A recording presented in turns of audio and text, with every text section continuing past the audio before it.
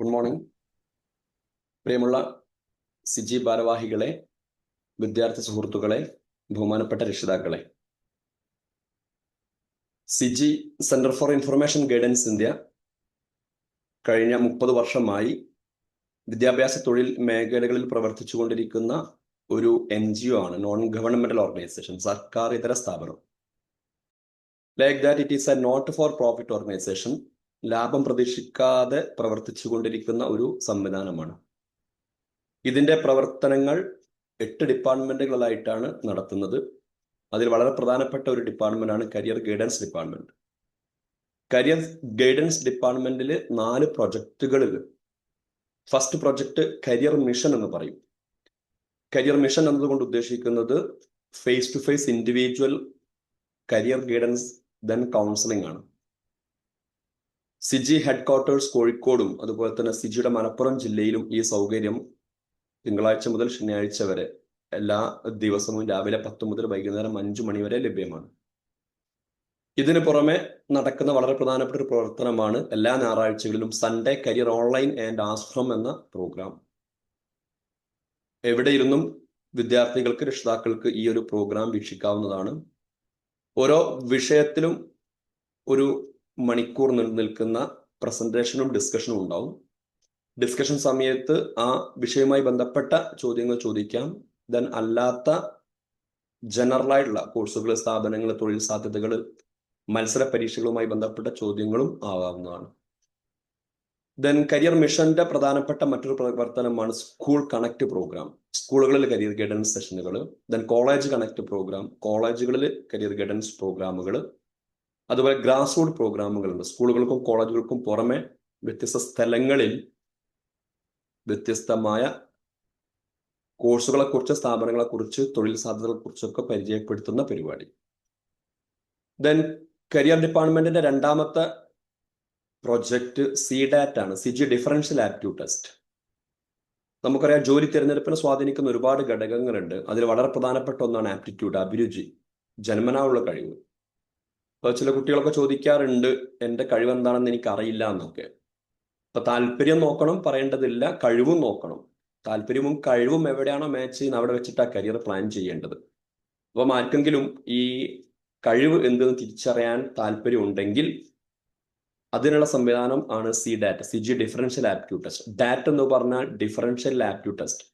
All over the world ഉപയോഗിച്ചുകൊണ്ടിരിക്കുന്ന ഒരു psychometric ടൂളാണ് ഡാറ്റ്. കേരള സാഹചര്യത്തിൽ സിജി ഡെവലപ്പ് ചെയ്തതാണ് സിജി. ഒരുപാട് വർഷങ്ങളായി സിജി ഇത് ഉപയോഗിച്ചുകൊണ്ടിരിക്കുന്നുണ്ട്. ഇതിന്റെ ഡീറ്റെയിൽസ് സിജിയുടെ വെബ്സൈറ്റിൽ നിങ്ങൾക്ക് കാണാൻ പറ്റും. ഓൺലൈൻ ടെസ്റ്റ് ആണ്. 1800 രൂപയാണ് അതിന്റെ ചാർജ്. ഏകദേശം 2-2.5 മണിക്കൂർ നീണ്ടു നിൽക്കുന്ന വലിയൊരു പ്രോസസ്സാണ്. ടെസ്റ്റ് കഴിഞ്ഞാൽ ചുരുങ്ങിയത് 1/2 മണിക്കൂർ നീണ്ടു നിൽക്കുന്ന ഒരു കൗൺസിലിംഗ് ഉണ്ടാവും. ഡീറ്റെയിൽസ് sijicareer.com എന്ന സൈറ്റിൽ കാണാൻ പറ്റും. ദെൻ ചാറ്റ് ബോക്സിൽ കോർഡിനേറ്റർ ജസ്റ്റ് അതൊന്ന് ഇടുകയും ചെയ്യും. ദെൻ കരിയർ ഡിപ്പാർട്ട്മെന്റിന്റെ മൂന്നാമത്തെ ഒരു പ്രോഗ്രാമാണ് DCGC, diploma in career guidance and counselling. Degree കഴിഞ്ഞ് ആൾക്കാർ എന്നെ കേൾക്കുന്നുണ്ടെങ്കിൽ കരിയർ ഗൈഡൻസ് മേഖലയിലേക്ക് വരാൻ താല്പര്യമുണ്ടെങ്കിൽ നിങ്ങൾക്ക് ഈ കോഴ്സ് ചെയ്യാവുന്നതാണ്. 1 വർഷം നീണ്ടു നിൽക്കുന്ന കോഴ്സാണ്. ദെൻ 10 വർഷമായി ഈ കോഴ്സ് തുടങ്ങിയിട്ട് 16ാമത്തെ ബാച്ചിലേക്ക് ഇപ്പോൾ അപ്ലിക്കേഷൻ ക്ഷണിച്ചിട്ടുണ്ട്. അടുത്ത ആഴ്ച ക്ലാസ് തുടങ്ങാൻ പോവുകയാണ്. അത് ഓൺലൈൻ ബാച്ചാണ്. ഓഫ്ലൈൻ ബാച്ചും ഉണ്ട്, ഓൺലൈൻ ബാച്ചും ഉണ്ട്. നിലവിൽ ഇപ്പോൾ അപ്ലിക്കേഷൻ വിളിച്ചിരിക്കുന്ന ഓൺലൈൻ ബാച്ചാണ്. സിജിയുടെ വെബ്സൈറ്റിൽ നോക്കിയാൽ നിങ്ങൾക്ക് അതിന്റെ ഡീറ്റെയിൽസ് കാണാൻ പറ്റും. Then last project career department കീഴിൽ പബ്ലിക്കേഷൻ ആണ്. ഒരുപാട് ആർട്ടിക്കിളുകൾ, ബ്ലോഗുകൾ, വീഡിയോസ് ഒക്കെ കരിയർ മേഖലയിൽ, അതുപോലെ തന്നെ കോഴ്സുകൾ, സ്ഥാപനങ്ങളൊക്കെ പരിചയപ്പെടുത്തിക്കൊണ്ട് സിജി നടത്തുന്നുണ്ട്. ദെൻ ഒന്നാമത് പറഞ്ഞ കരിയർ മിഷന്റെ അണ്ടറിലാണ് ഇന്നത്തെ പ്രോഗ്രാം ഇവിടെ സ്റ്റാർട്ട് ചെയ്തിരിക്കുന്നത്. നോ സ്റ്റുഡന്റ് ലെഫ്റ്റ് അൺഗൈഡഡ് എന്നാണ് കരിയർ മിഷന്റെ മുദ്രാവാക്യം. ഒരു വിദ്യാർത്ഥി പോലും ഗൈഡൻസ് കിട്ടാതെ പോകാൻ പാടില്ല. അതിന്റെ ഭാഗമായിട്ടാണ് CUT അപ്ലിക്കേഷൻ വിളിച്ച ഉടനെ ഇന്ന് നമ്മൾ ഇവിടെ ഒരുമിച്ച് കൂടിയിരിക്കുന്നത്. എല്ലാവർക്കും ഈ ഒരു പരിപാടിയിലേക്ക് ഒരിക്കൽ കൂടെ ഹൃദ്യമായ സ്വാഗതം നൽകിക്കൊണ്ട് സെഷനിലേക്ക് വരികയാണ്. Common university entrance test CUET UG 2026 ആണ് നമ്മുടെ ടോപ്പിക്. ഒരു 30-35 മിനിറ്റ് ഞാനൊരു പ്രസന്റേഷൻ നടത്തും. അതിനുശേഷം ഈ പ്രസന്റേഷനുമായി ബന്ധപ്പെട്ട് നിങ്ങൾക്ക് ചോദ്യങ്ങളാവാം. ദെൻ ഈ പ്രസന്റേഷനുമായി ബന്ധപ്പെട്ടതല്ലാതെ പൊതുവായിട്ട് കരിയർ റിലേറ്റഡ് ചോദ്യങ്ങൾ ഉണ്ടെങ്കിൽ അതും ആവാം. എനിക്ക് പുറമെ സിജിയിലെ റിസോഴ്സ് പേഴ്സൺസ് ഈ ഗ്രൂപ്പിലുണ്ട്, അവരും അതിൽ ഇടപെട്ട് സംസാരിക്കുന്നതായിരിക്കും. കോമൺ യൂണിവേഴ്സിറ്റി എൻട്രൻസ് ടെസ്റ്റ് എന്നാണ് ഫുൾ ഫോം CUET-യുടേത്. ചില ആൾക്കാരൊക്കെ സെൻട്രൽ യൂണിവേഴ്സിറ്റി എൻട്രൻസ് ടെസ്റ്റ് എന്ന് പറയാറുണ്ട്. സെൻട്രൽ യൂണിവേഴ്സിറ്റിയിലേക്ക് മാത്രമല്ല CUET വഴി അഡ്മിഷൻ കൊടുക്കുന്നത്. പൊതുവെ ആൾക്കാർ സെൻട്രൽ യൂണിവേഴ്സിറ്റിയിലേക്ക് മാത്രമെന്ന് പറയാറുണ്ട്. അല്ല, അതുകൊണ്ടാണ് സെൻട്രൽ യൂണിവേഴ്സിറ്റി എൻട്രൻസ് ടെസ്റ്റ് എന്ന് പറയാത്തത്, കോമൺ യൂണിവേഴ്സിറ്റി എൻട്രൻസ് ടെസ്റ്റ് എന്ന് പറയുന്നത്. താഴെ പറയുന്ന 5 രീതിയിലുള്ള സ്ഥാപനങ്ങളിലേക്ക് അഡ്മിഷൻ കൊടുക്കുന്നുണ്ട് CUET വഴി. ഫസ്റ്റ് വൺ പറഞ്ഞു കഴിഞ്ഞു, central universities. Okay, Aligarh Muslim university, Jamia Millia, Banaras Hindu university, central university of Hyderabad, Pondicherry central university എന്നൊക്കെ കുട്ടികൾ കേട്ടിട്ടുണ്ടാവും. സ്റ്റേറ്റ് യൂണിവേഴ്സിറ്റിയിലേക്കും അഡ്മിഷൻ കൊടുക്കുന്നുണ്ട്. നമുക്കറിയാം കേരളത്തിൽ സ്റ്റേറ്റ് യൂണിവേഴ്സിറ്റീസ് ഉണ്ട്, Calicut university, MG university, Kerala university എന്നൊക്കെ പറഞ്ഞു. അവിടെ CUET വഴി അഡ്മിഷൻ കൊടുക്കുന്നില്ല. പക്ഷെ മറ്റ് ചില സംസ്ഥാനങ്ങളിൽ CUET വഴി സ്റ്റേറ്റ് യൂണിവേഴ്സിറ്റി അഡ്മിഷൻ കൊടുക്കുന്നുണ്ട്. For example, technological university Delhi, APJ Abdul Kalam technical university Lucknow, then doctor BR Ambedkar college of economics university Bangalore തുടങ്ങിയവ എക്സാമ്പിളാണ്. ദെൻ മറ്റൊന്നാണ് ഡീംഡ് യൂണിവേഴ്സിറ്റി. ഇത് സെൻട്രൽ ഗവൺമെന്റ് അല്ലെങ്കിൽ സ്റ്റേറ്റ് ഗവൺമെന്റ് യൂണിവേഴ്സിറ്റി എന്ന പേരിലായിരിക്കില്ല ഇത് എസ്റ്റാബ്ലിഷ് ചെയ്തത്, പക്ഷെ യൂണിവേഴ്സിറ്റി നടത്തുന്ന എല്ലാ പരിപാടികളും ഇവിടെ ഉണ്ടാവും. അതാണ് deemed university. Okay, then deemed യൂണിവേഴ്സിറ്റിക്ക് എക്സാമ്പിളുകൾ നമ്മൾ പറയുകയാണെങ്കിൽ Gokhale institute of economics and political science ഒരു എക്സാമ്പിൾ ആണ്. ICFI, അതുപോലെ തന്നെ ഹംദർദ്, ഇതൊക്കെ ഡീംഡ് യൂണിവേഴ്സിറ്റീസ് ആണ്. ദെൻ മറ്റൊന്നാണ് പ്രൈവറ്റ് യൂണിവേഴ്സിറ്റീസ്. കുറച്ച് ഫീസ് അധികമായിരിക്കും, പക്ഷെ സാധാരണ അംഗീകാരം കിട്ടിയ ഗവൺമെന്റ് അംഗീകരിച്ച സ്ഥാപനങ്ങളാണ് പ്രൈവറ്റ് യൂണിവേഴ്സിറ്റീസ്. നമ്മൾ സാധാരണ അമിറ്റി യൂണിവേഴ്സിറ്റി, SRM യൂണിവേഴ്സിറ്റി എന്നൊക്കെ കേൾക്കാറുണ്ട്. ദെൻ ഈ പറഞ്ഞ 4 കാറ്റഗറിയിൽ പെടാത്ത വേറെയും കുറച്ച് സ്ഥാപനങ്ങളുണ്ട്, അവിടേക്കും CUET വഴി അഡ്മിഷൻ കൊടുക്കുന്നുണ്ട്. അതാണ് അതർ ഗവൺമെന്റ് ഇൻസ്റ്റിറ്റ്യൂട്ട് കൊണ്ട് ഉദ്ദേശിക്കുന്നത്. ദെൻ ഞാനിപ്പോൾ സൈറ്റ് നോക്കിയ സമയത്ത് 49 സെൻട്രൽ യൂണിവേഴ്സിറ്റി ലിസ്റ്റ് CUET-യുടെ വെബ്സൈറ്റിലുണ്ട്. ഓക്കെ, അതുപോലെ തന്നെ 37 സ്റ്റേറ്റ് യൂണിവേഴ്സിറ്റികളുടെ ലിസ്റ്റ് സൈറ്റിലുണ്ട്. ദെൻ ഡീംഡ് യൂണിവേഴ്സിറ്റി നിലവിൽ 26 എണ്ണം CUET-യുടെ കേസിൽ വരുന്നുണ്ട്. ദെൻ പ്രൈവറ്റ് യൂണിവേഴ്സിറ്റീസ് 110 എണ്ണം ഉണ്ട്. ദെൻ അതർ ഗവൺമെന്റ് ഇൻസ്റ്റിറ്റ്യൂട്ട് എന്ന് പറഞ്ഞിട്ട് കുറച്ച് സ്ഥാപനങ്ങളുണ്ട്. 7 സ്ഥാപനം നിങ്ങൾക്ക് സൈറ്റിൽ കാണാൻ പറ്റും. For example, FDDI footwear design development institute, അതുപോലെ തന്നെ Indian institute of tourism and travel management, then ICAR Indian council four agriculture research ഒക്കെ ഇതിനുള്ള എക്സാമ്പിളുകളാണ്. അതുകൊണ്ട് CUET വഴി സെൻട്രൽ മാത്രമല്ല അഡ്മിഷൻ കിട്ടുക എന്ന് നമ്മൾ മനസ്സിലാക്കണം. ദെൻ ഈ ടെസ്റ്റ് നടത്തുന്നത് നാഷണൽ ടെസ്റ്റിംഗ് ഏജൻസിയാണ്. ഇതിനെക്കുറിച്ച് കുട്ടികൾ ഡീറ്റെയിൽ ആയിട്ട് മനസ്സിലാക്കേണ്ട ആവശ്യമൊന്നുമില്ല. എനിവേ നമുക്ക് എന്താണ് NTA എന്ന് ജസ്റ്റ് ഒന്ന് നോക്കാം. ഇതൊരു പ്രീമിയർ ടെസ്റ്റിംഗ് ഓർഗനൈസേഷൻ ആണ്. Okay, to assess the competency of candidate, വിദ്യാർത്ഥികളുടെ മത്സരക്ഷമത അളക്കാൻ വേണ്ടിയിട്ട്. എന്തിനു വേണ്ടിയിട്ടാണ്? For admission to premier higher education institutes in India. ഇന്ത്യയിൽ പ്രീമിയർ ആയിട്ടുള്ള, ശ്രദ്ധിക്കണം, പ്രീമിയർ ആയിട്ടുള്ള ഉന്നത വിദ്യാഭ്യാസ സ്ഥാപനങ്ങളിലേക്ക് അഡ്മിഷൻ കിട്ടാൻ വേണ്ടിയിട്ട്. നീറ്റ് നിങ്ങൾ കേട്ടിട്ടുണ്ടാവും, all India medical examination. JEE കേട്ടിട്ടുണ്ടാവും, ഓൾ ഇന്ത്യ എഞ്ചിനീയറിംഗ് എക്സാമിനേഷൻ. ഇതൊക്കെ നാഷണൽ ടെസ്റ്റിംഗ് ഏജൻസിയാണ് നടത്തുന്നത്. Then why CUET? എന്തുകൊണ്ട് ഇങ്ങനെ ഒരു എൻട്രൻസ് നടത്തണമെന്ന് ഒരുപക്ഷെ നിങ്ങൾ ചോദിക്കുന്നുണ്ടാവും, അല്ലെങ്കിൽ ചോദിക്കുന്നത് നിങ്ങൾ കേട്ടിട്ടുണ്ടാവും. +1 വിദ്യാർത്ഥികളായിരിക്കും എന്നെ കേൾക്കുന്ന കൂടുതലും. അവർ ഒരു പബ്ലിക് എക്സാം എഴുതി +1, ദെൻ +2 പബ്ലിക് എക്സാം വേറെ എഴുതുന്നുണ്ട്, നല്ല മാർക്ക് ഗ്രേഡ് ഒക്കെ വാങ്ങുന്നുണ്ട്. ദെൻ +2 യോഗ്യത വെച്ച് +2 ശേഷമുള്ള മറ്റൊരു കോഴ്സിലേക്ക് വീണ്ടും ഒരു എൻട്രൻസ് എക്സാമിനേഷൻ എന്തിന് വേണ്ടതുണ്ട്? അതിന് ഒരുപാട് കാരണങ്ങളുണ്ട്. 2 കാരണങ്ങൾ മാത്രം ഞാൻ ജസ്റ്റ് ഒന്ന് പറയാണ്. First one, equal opportunity to each student. ഓരോ വിദ്യാർത്ഥിക്കും തുല്യമായ അവസരം കിട്ടുന്നു എന്നുള്ളതാണ് ഒരു എൻട്രൻസ് എക്സാമിനേഷന്റെ പ്രത്യേകത. അത് CUET എന്ന് മാത്രമല്ല, ഏത് എൻട്രൻസ് എക്സാമിനേഷൻ ആണെങ്കിലും, നീറ്റ് ആണെങ്കിലും JEE ആണെങ്കിലും എല്ലാം. എന്ന് പറഞ്ഞാൽ ജമ്മു കാശ്മീർ തൊട്ട് കന്യാകുമാരി വരെ എല്ലാവർക്കും ഇതിലേക്ക് അഡ്മിഷൻ കിട്ടും, എഴുതാനുള്ള അവസരമുണ്ട്. ജാതിയുടെയോ മതത്തിൻ്റെയോ വർഗത്തിൻ്റെയോ വർണ്ണത്തിൻ്റെയോ ദേശത്തിൻ്റെയോ ഒന്നും അടിസ്ഥാനത്തിൽ ഒരു വിവേചനവും ഇവിടെ നടക്കുന്നില്ല. Then end to subjective bias. Okay, നമ്മൾ സാധാരണ പറയാറുണ്ട് CBSE കുട്ടികൾക്ക് മാർക്ക് കുറവ് വരാറുണ്ട്, അല്ലെ സ്റ്റേറ്റ് സിലബസിലെ കുട്ടികൾക്ക് മാർക്ക് കൂടുതൽ കിട്ടാറുണ്ട് എന്നൊക്കെ. ഇതൊക്കെ ക്വസ്റ്റ്യൻ ഡിഫിക്കൽറ്റിയുടെ വ്യത്യാസം, വാലുവേഷനിലെ വ്യത്യാസമൊക്കെയാണ്, സ്വാഭാവികമാണ്. ദെൻ ഇനിയിപ്പോൾ സ്റ്റേറ്റ് സിലബസ് മാത്രം എടുക്കുകയാണെങ്കിൽ തന്നെ ഇപ്പം കോഴിക്കോട് ഒരു കുട്ടിക്ക് മാർക്ക് കിട്ടി, അതേ വിഷയത്തിന് അതേ പരീക്ഷയിൽ തിരുവനന്തപുരത്ത് കിട്ടുന്ന കുട്ടിക്ക് മാർക്ക് വ്യത്യാസം ഉണ്ടാവും, സ്വാഭാവികമാണ്. ഇനി ഞാൻ ഇന്ന് ഒരു പേപ്പർ നോക്കി, ഞാനൊരു കൊമേഴ്സ് ടീച്ചറാണ് +2.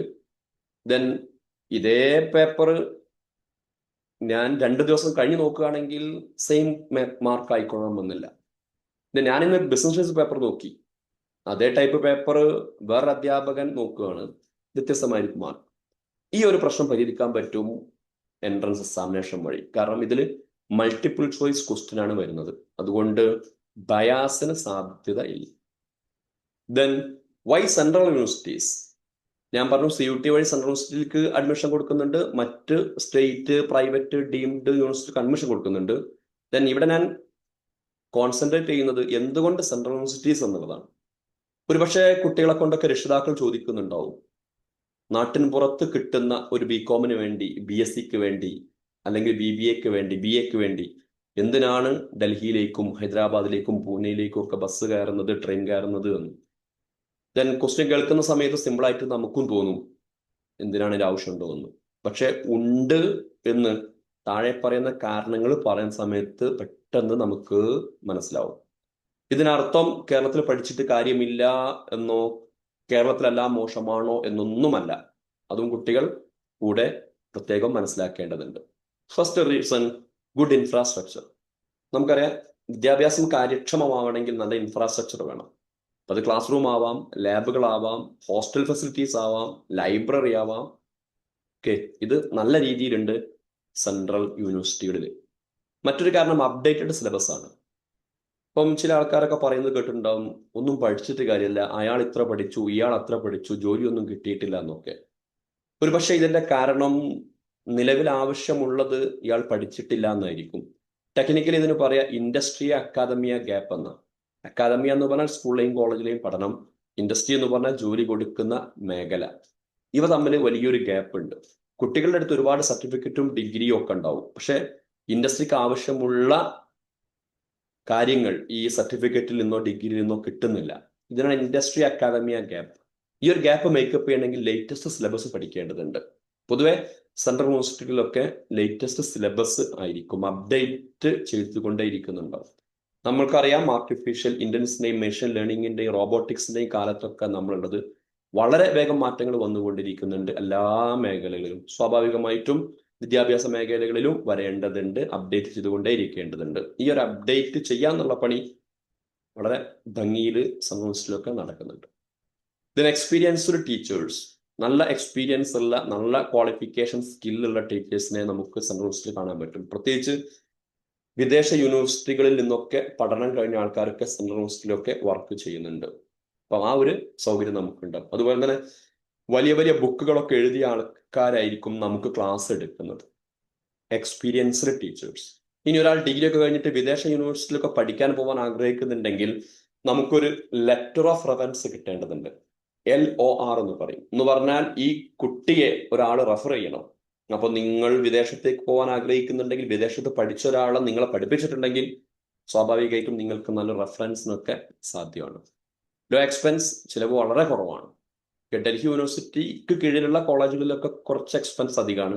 എക്സ്പെൻസ് അധികം എന്ന് പറഞ്ഞാൽ കേരളത്തിൽ പഠിക്കുന്ന ഒരു എക്സ്പെൻസ് ഒക്കെ ഉണ്ടാവും. കേരളത്തിലെ ഒരു ഓട്ടോണമസ് കോളേജിലൊക്കെ പഠിക്കുന്ന ചിലവൊക്കെ വരും. അത്രയും ചിലവ് വരുന്നില്ല മറ്റ് സെൻട്രൽ യൂണിവേഴ്സിറ്റികളിൽ. ദെൻ കോ കരിക്കുലർ ആക്ടിവിറ്റീസ്, ഇത് വളരെ പ്രധാനപ്പെട്ട ഒരു പോയിന്റ് ആണ്. ചിലപ്പോൾ കുട്ടികളൊക്കെ വിചാരിക്കും ഈ സെൻട്രൽ യൂണിവേഴ്സിറ്റിയിലൊക്കെ പോയാൽ പഠിപ്പിസ്റ്റുകൾ മാത്രമേ ഉണ്ടാവുള്ളൂ, അവിടെ പഠനം മാത്രമേ ഉണ്ടാവുള്ളൂ, വേറൊന്നും ഉണ്ടാവില്ല. നമ്മളിപ്പോൾ അനുഭവിച്ചു കൊണ്ടിരിക്കുന്ന ഒരു ക്യാമ്പസ് വൈബ് ഒന്നും അവിടെ ഉണ്ടാവില്ല എന്നൊക്കെ. ഇത് വലിയ തെറ്റിദ്ധാരണയാണ്. എല്ലാ കോ കരിക്കുലർ, എക്സ്ട്രാ കരിക്കുലർ ആക്ടിവിറ്റീസിന്റെ സൗകര്യങ്ങളൊക്കെ ഇവിടെ ഒരു സ്കൂളിലോ കോളേജിലോ ഉണ്ടാവുന്നതിന്റെ ഒരുപാട് ഇരട്ടി ഉണ്ടാവും. ഓക്കെ, അവിടെ നിങ്ങൾക്ക് സ്വിമ്മിംഗ് പൂൾ ഉണ്ടാവും, അവിടെ നിങ്ങൾക്ക് ടർഫ് ഉണ്ടാവും, അവിടെ നിങ്ങൾക്ക് മറ്റ് എക്സസൈസുകൾക്കുള്ള സംവിധാനങ്ങൾ, മ്യൂസിക്കിനുള്ള സംവിധാനങ്ങൾ, എല്ലാ ഇൻഫ്രാസ്ട്രക്ചറും ഈ അക്കാദമിക്സിന് പുറമെ നോൺ അക്കാദമിക് ആയിട്ട് ഇത്തരം സ്ഥാപനങ്ങളൊക്കെ ഉണ്ടാവും. ഇങ്ങനെ പറയുകയാണെങ്കിൽ ഒരുപാട് കാരണങ്ങൾ ഇനിയും പറയാനുണ്ട്. ഈ ഒരു ഭാഗം ഞാനിവിടെ അവസാനിപ്പിക്കുകയാണ്. ചെറിയൊരു ഐഡിയ കിട്ടിയിട്ടുണ്ടാവും എന്തുകൊണ്ട് നിങ്ങൾ സെൻട്രൽ യൂണിവേഴ്സിറ്റി ടാർഗറ്റ് ചെയ്യണമെന്ന്. ദെൻ കുട്ടികൾ അൺമ്യൂട്ട് ചെയ്ത് ജസ്റ്റ് ഒന്ന് പറയണം ഇതാരാണ് എന്ന്. വളരെ സിമ്പിൾ ക്വസ്റ്റ്യൻ ആണ്. നിങ്ങളെല്ലാവരും എന്നെ കേൾക്കുന്നുണ്ട്, കാണുന്നുണ്ട് എന്നെനിക്ക് ബോധ്യമാവാൻ വേണ്ടി കൂടിയാണ്. കുട്ടികൾക്കോ രക്ഷിതാക്കൾക്കൊക്കെ പറയാം. ആരാണ് ഷാരൂഖ് ഖാൻ. വെരി ഗുഡ്, ഷാറുഖ് ഖാൻ ആണ്. ഹന മറിയമാണ് പറഞ്ഞത്. ഓക്കെ, ഞാൻ മുകളിൽ പറഞ്ഞു ഒരുപാട് സൗകര്യങ്ങൾ CUET വഴി സെൻട്രൽ യൂണിവേഴ്സിറ്റി നമുക്ക് കിട്ടുമെന്ന്. അതിന് പറഞ്ഞ ഉടനെ തന്നെ ഞാൻ എന്തിനാ ഇവിടെ ഒരു സിനിമ നടന്റെ ഫോട്ടോ വെച്ചെന്ന് ആർക്കെങ്കിലും തോന്നുന്നുണ്ടോ? തോന്നാൻ പാടില്ല. അതാണ് എന്തുകൊണ്ട് സെൻട്രൽ യൂണിവേഴ്സിറ്റീസ് എന്നതിന്റെ അവസാനത്തെ പോയിന്റ് ഞാൻ പറഞ്ഞത്, കോ കരിക്കുലർ ആക്ടിവിറ്റീസ്. ലോകം അറിയപ്പെടുന്ന ഒരു നടനാണ് ഷാറൂഖ് ഖാൻ, അല്ലെ? ഇത്തരം ആൾക്കാർക്കൊക്കെ എക്സ്പോഷർ കിട്ടിയത് ഞാൻ മുകളിൽ പറഞ്ഞ ടൈപ്പ് സെൻട്രൽ യൂണിവേഴ്സിറ്റിയിലൊക്കെ പഠിച്ചത് കൊണ്ടാണ്. ഷാറൂഖ് ഖാൻ ജാമിയ മില്ലിയ ഇസ്ലാമിയയുടെ പ്രൊഡക്റ്റ് ആണ്. ദെൻ ഇദ്ദേഹം ആരാണെന്ന് ഒന്ന് പറയൂ ആരെങ്കിലും.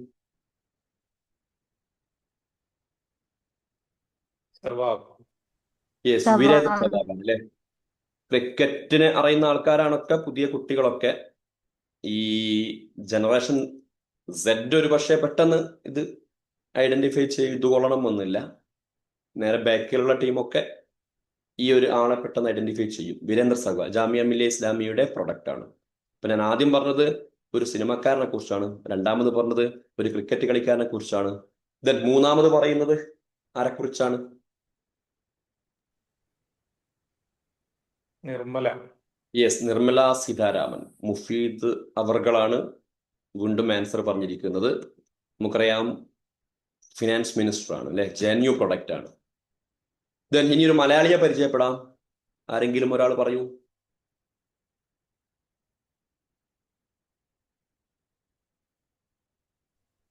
അൺമ്യൂട്ട് ചെയ്ത് ആർക്കും പറയാം.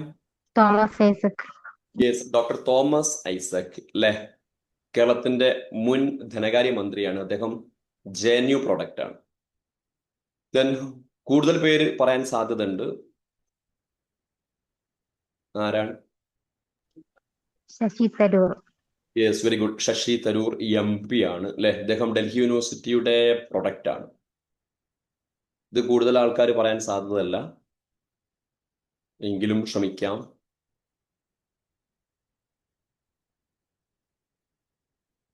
ആരെങ്കിലും ഒരാൾ? കിരൺ ബേദിയാണോ? Very good. Kiran Bedi IPS അല്ലെ? ഇന്ത്യയിലെ ആദ്യത്തെ വനിതാ IPS ഓഫീസറാണ്. DU ഡൽഹി യൂണിവേഴ്സിറ്റി പ്രൊഡക്റ്റ് ആണ്. ദെൻ മലയാളിയോ ഇന്ത്യക്കാരിയോ ഒന്നും അല്ല. ആരെങ്കിലും പറയോ? ലോകത്തറിയപ്പെടുന്ന ഒരു സ്വാതന്ത്ര്യ സമര സേനാനിയാണ്. പട്ടാള ഭരണത്തിലെ വർഷങ്ങളോളം നിരാഹാരം കിടന്നാണ്. യെസ് യെസ്, ഓങ് സാൻ സൂക്കിയാണ്. ലേഡി ശ്രീറാം കോളേജിലെ പ്രൊഡക്റ്റ് ആണ്.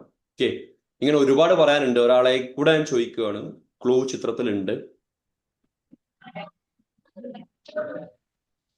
ആരാണ്? അങ്ങനെ പറഞ്ഞാൽ പോരാ. സീതാറാം യെച്ചൂരി.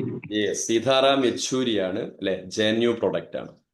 അപ്പോൾ ഞാൻ ഒരിക്കൽ കൂടെ പറയാണ്, രാഷ്ട്രീയ മേഖലയിലാണെങ്കിലും സാമ്പത്തിക മേഖലയിലാണെങ്കിലും സിനിമാ മേഖലയിലാണെങ്കിലും ക്രിക്കറ്റിലാണെങ്കിലും ഓക്കെ, ഇത്തരം വലിയ വലിയ മേഖലയിൽ എത്തിയ വലിയ വലിയ ആൾക്കാർക്കൊക്കെ ഇവിടുന്ന് എന്തെങ്കിലും ഒരു എക്സ്പോഷർ കിട്ടി എന്നുള്ളത് ഉറപ്പാണ്. അപ്പം അക്കാദമിക്സ് മാത്രമല്ല, നോൺ അക്കാദമിക് കാര്യങ്ങൾക്കും വലിയ സാധ്യതകൾ ഇത്തരം യൂണിവേഴ്സിറ്റികളിലുണ്ട്. ഇനി നമുക്ക് ടെസ്റ്റിലേക്ക് വരാം. First one, CUET examination scheme. CBT ആണ്, കമ്പ്യൂട്ടർ ബേസ്ഡ് ടെസ്റ്റ്. നമ്മൾ പേപ്പർ പെൻ ടെസ്റ്റ് പരിചയമുണ്ട്, ബബിൾ ചെയ്യുന്നത്. +2 കുട്ടികൾ CBT കൂടുതൽ എഴുതിയിട്ടുണ്ടാവില്ല. അപ്പം സീരിയസ് ആയിട്ട് CUETക്കൊക്കെ പ്രിപ്പയർ ചെയ്യുന്ന ആൾക്കാർ CBTക്ക് ഒരു പ്രാക്ടീസും കൂടെ നടത്തണം. ചിലപ്പോൾ കുട്ടികൾ വിചാരിക്കും കമ്പ്യൂട്ടർ ബേസ്ഡ് ടെസ്റ്റ് അല്ലെ, ChatGPT ചോദിച്ച് ആൻസർ ചെയ്താൽ മതിയല്ലോ നോക്കെ. അങ്ങനെയൊന്നും കഴിയില്ല. ഇത് നിങ്ങൾക്കുള്ള ക്വസ്റ്റ്യൻ മാത്രമേ അതിൽ ഉണ്ടാവുള്ളൂ, ആൻസർ ചെയ്യാനുള്ള പ്രൊവിഷൻ വേറൊന്നും അതിൽ നിങ്ങൾക്ക് ചെയ്യാൻ കഴിയില്ല. എനിവേ ബേസിക് ആയിട്ടുള്ള കാര്യങ്ങൾ കമ്പ്യൂട്ടർ ധാരണ ഉണ്ടാവണം. കുട്ടികൾ ഈ മൊബൈൽ ഉപയോഗിച്ചിട്ട് കമ്പ്യൂട്ടറിന്റെ അല്ലെങ്കിൽ ലാപ്ടോപ്പിന്റെ ഏറെക്കുറെ എല്ലാ സൗകര്യങ്ങളും ഉപയോഗിക്കുന്നുണ്ടാവും, ശരിയാ. പക്ഷെ മൊബൈലിൽ ചെയ്യുന്നത് പോലെ തന്നെ ചെയ്യാൻ കഴിഞ്ഞുകൊള്ളണം എന്നില്ല ചില കാര്യങ്ങളൊക്കെ ലാപ്ടോപ്പിൽ അല്ലെങ്കിൽ കമ്പ്യൂട്ടറിൽ.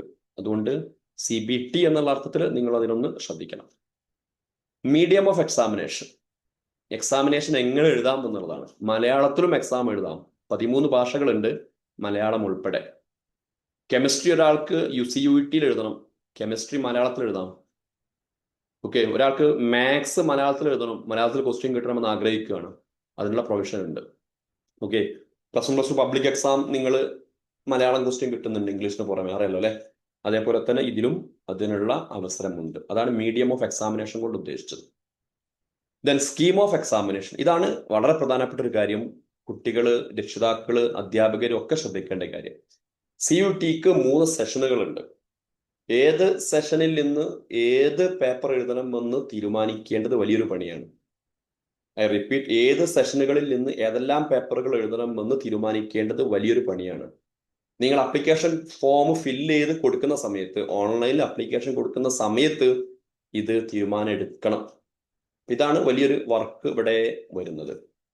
ഇത് കുറച്ച് കോംപ്ലിക്കേറ്റഡ് ആണ്, പക്ഷെ 1-2 എക്സാമ്പിളുകൾ ഞാൻ പറയാം, പെട്ടെന്ന് മനസ്സിലാവും. സെഷൻ 1 എന്ന് പറഞ്ഞാൽ ലാംഗ്വേജ് ആണ്, 13 എണ്ണം. ഓക്കെ, മലയാളം അതിലുണ്ട്, ദെൻ ഇംഗ്ലീഷ് സ്വാഭാവികമായിട്ടും ഉണ്ട്. ഓക്കെ, ചില യൂണിവേഴ്സിറ്റികളിൽ ചില കോഴ്സുകൾക്ക് ഇംഗ്ലീഷ് എഴുതേണ്ടി വരും. ഐ റിപ്പീറ്റ്, ചില യൂണിവേഴ്സിറ്റികളിൽ ചില കോഴ്സുകൾക്ക് ഇംഗ്ലീഷ് എഴുതേണ്ടി വരും.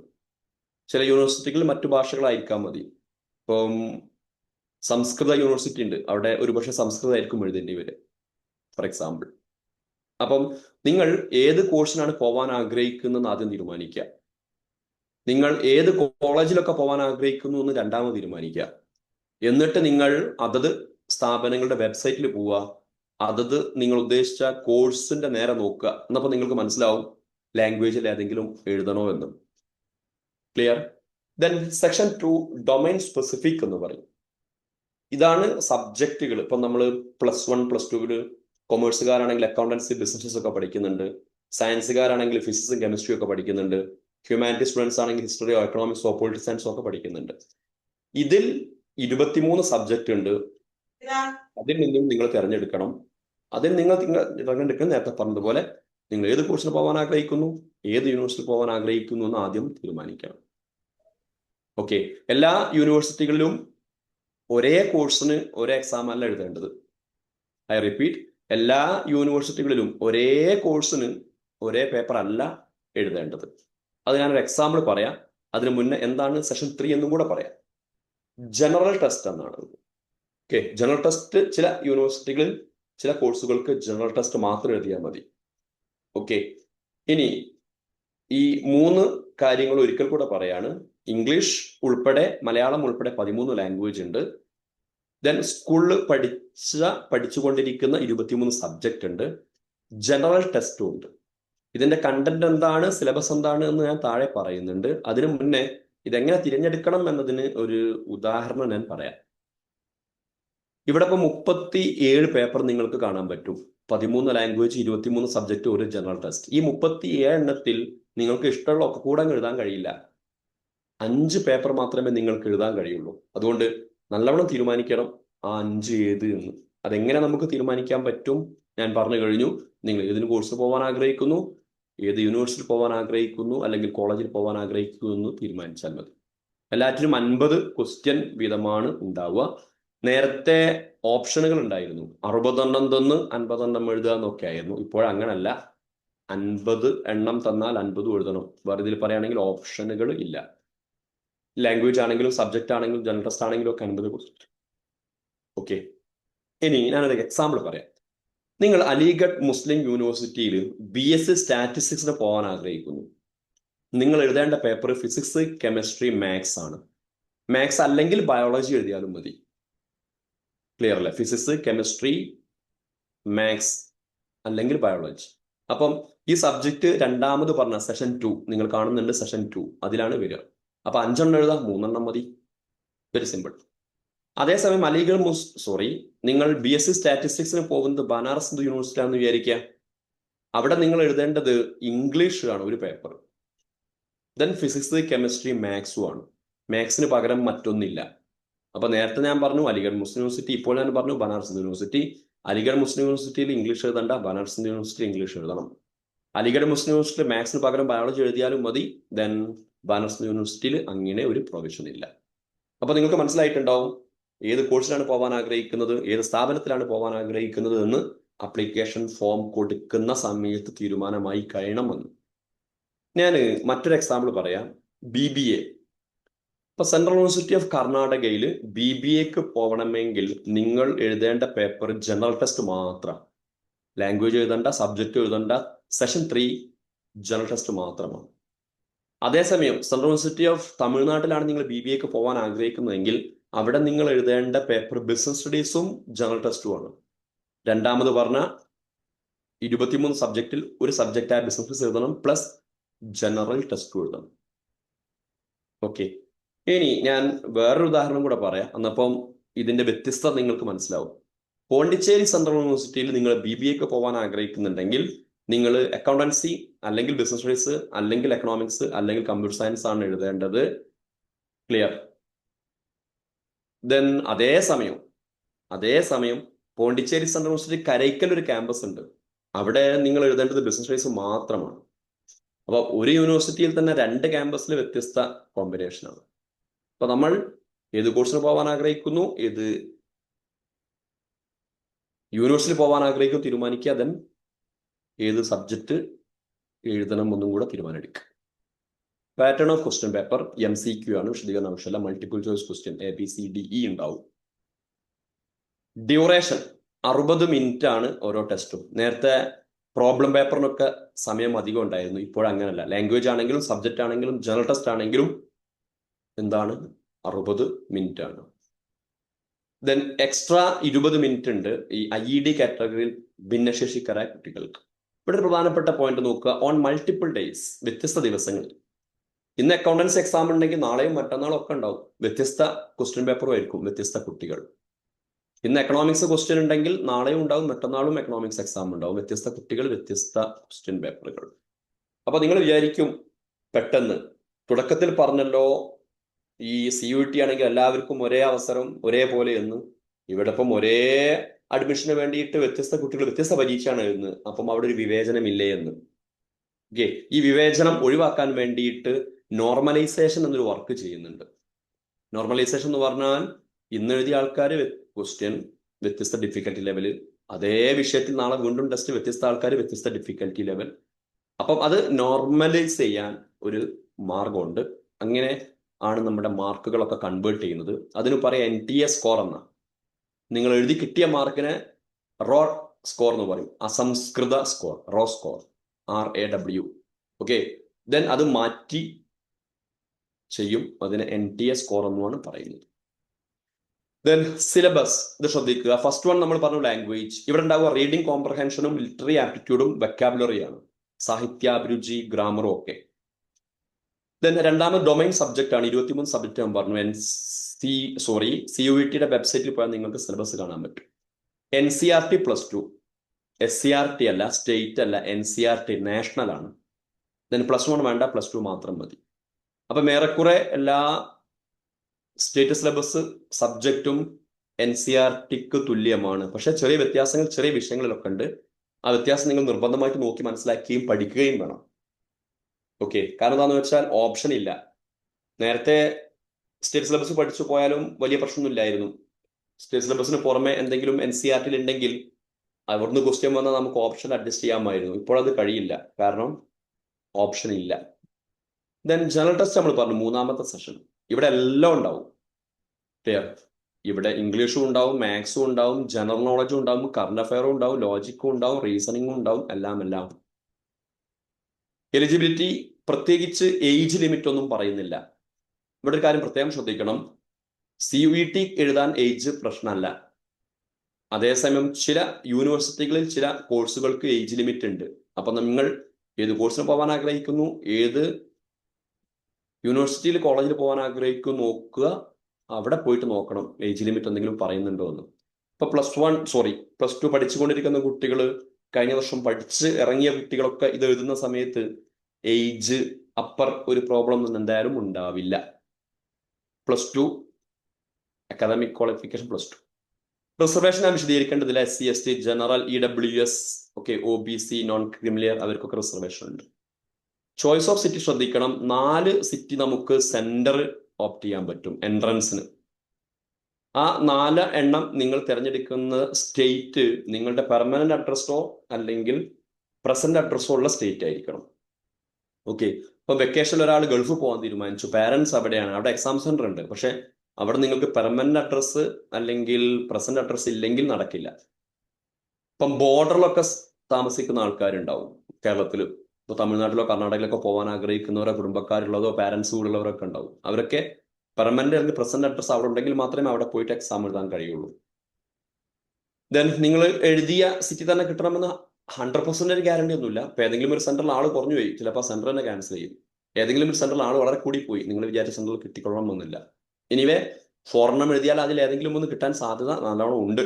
ഇതിനു വേണ്ടിയിട്ട് നിങ്ങൾ എത്രയും പെട്ടെന്ന് ഫോം കൊടുക്കാൻ വേണ്ടി ശ്രമിക്കണം. ദെൻ മറ്റൊരു കാര്യം സൂചിപ്പിക്കാനുള്ളത് ലാംഗ്വേജ് ആണ്. 13 ലാംഗ്വേജ് നമ്മൾ പറഞ്ഞു. അപ്പം ഇംഗ്ലീഷ് എല്ലായിടത്തും ക്വസ്റ്റ്യൻ പേപ്പറിൽ ഉണ്ടാവും. ഇത് കൂടുതൽ വിശദീകരിക്കേണ്ട ആവശ്യമില്ല. നിങ്ങൾ എന്നെ കേൾക്കുന്ന എല്ലാവരും കേരളത്തിൽ തന്നെ പരീക്ഷ എഴുതുന്നവരായിരിക്കും. ഇനി കേരളത്തിൽ പുറത്തായാലും കുഴപ്പമൊന്നുമില്ല, ഇംഗ്ലീഷ് ഉണ്ട്. ഇനി മലയാളം നിങ്ങൾക്ക് കിട്ടണമെന്നുണ്ടെങ്കിൽ അത് കേരളത്തിലെ ലക്ഷദ്വീപിൽ മാത്രമേ ഉണ്ടാവുള്ളൂ. ഒരാൾ ഗൾഫിൽ പോയിട്ട് പരീക്ഷ എഴുതാൻ അവിടെ അഡ്രസ്സ് ഉണ്ട്, പക്ഷെ അവിടെ മലയാളം ക്വസ്റ്റ്യൻ ലഭ്യമായിരിക്കില്ല. അഡ്മിറ്റ് കാർഡ് വിശദീകരിക്കേണ്ട ആവശ്യമില്ല. ഈ അഡ്മിറ്റ് കാർഡാണ് കിട്ടുക. നാഷണൽ ടെസ്റ്റിംഗ് ഏജൻസിയുടെ വെബ്സൈറ്റിൽ നിങ്ങൾക്കത് കിട്ടും.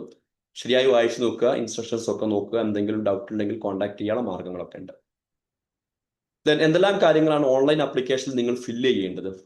ഇത് ഒരു ധാരണയായിട്ടാണ് നിങ്ങൾ ഓൺലൈൻ ആപ്ലിക്കേഷൻ ഫോമിന് വേണ്ടി ഇരിക്കേണ്ടത്.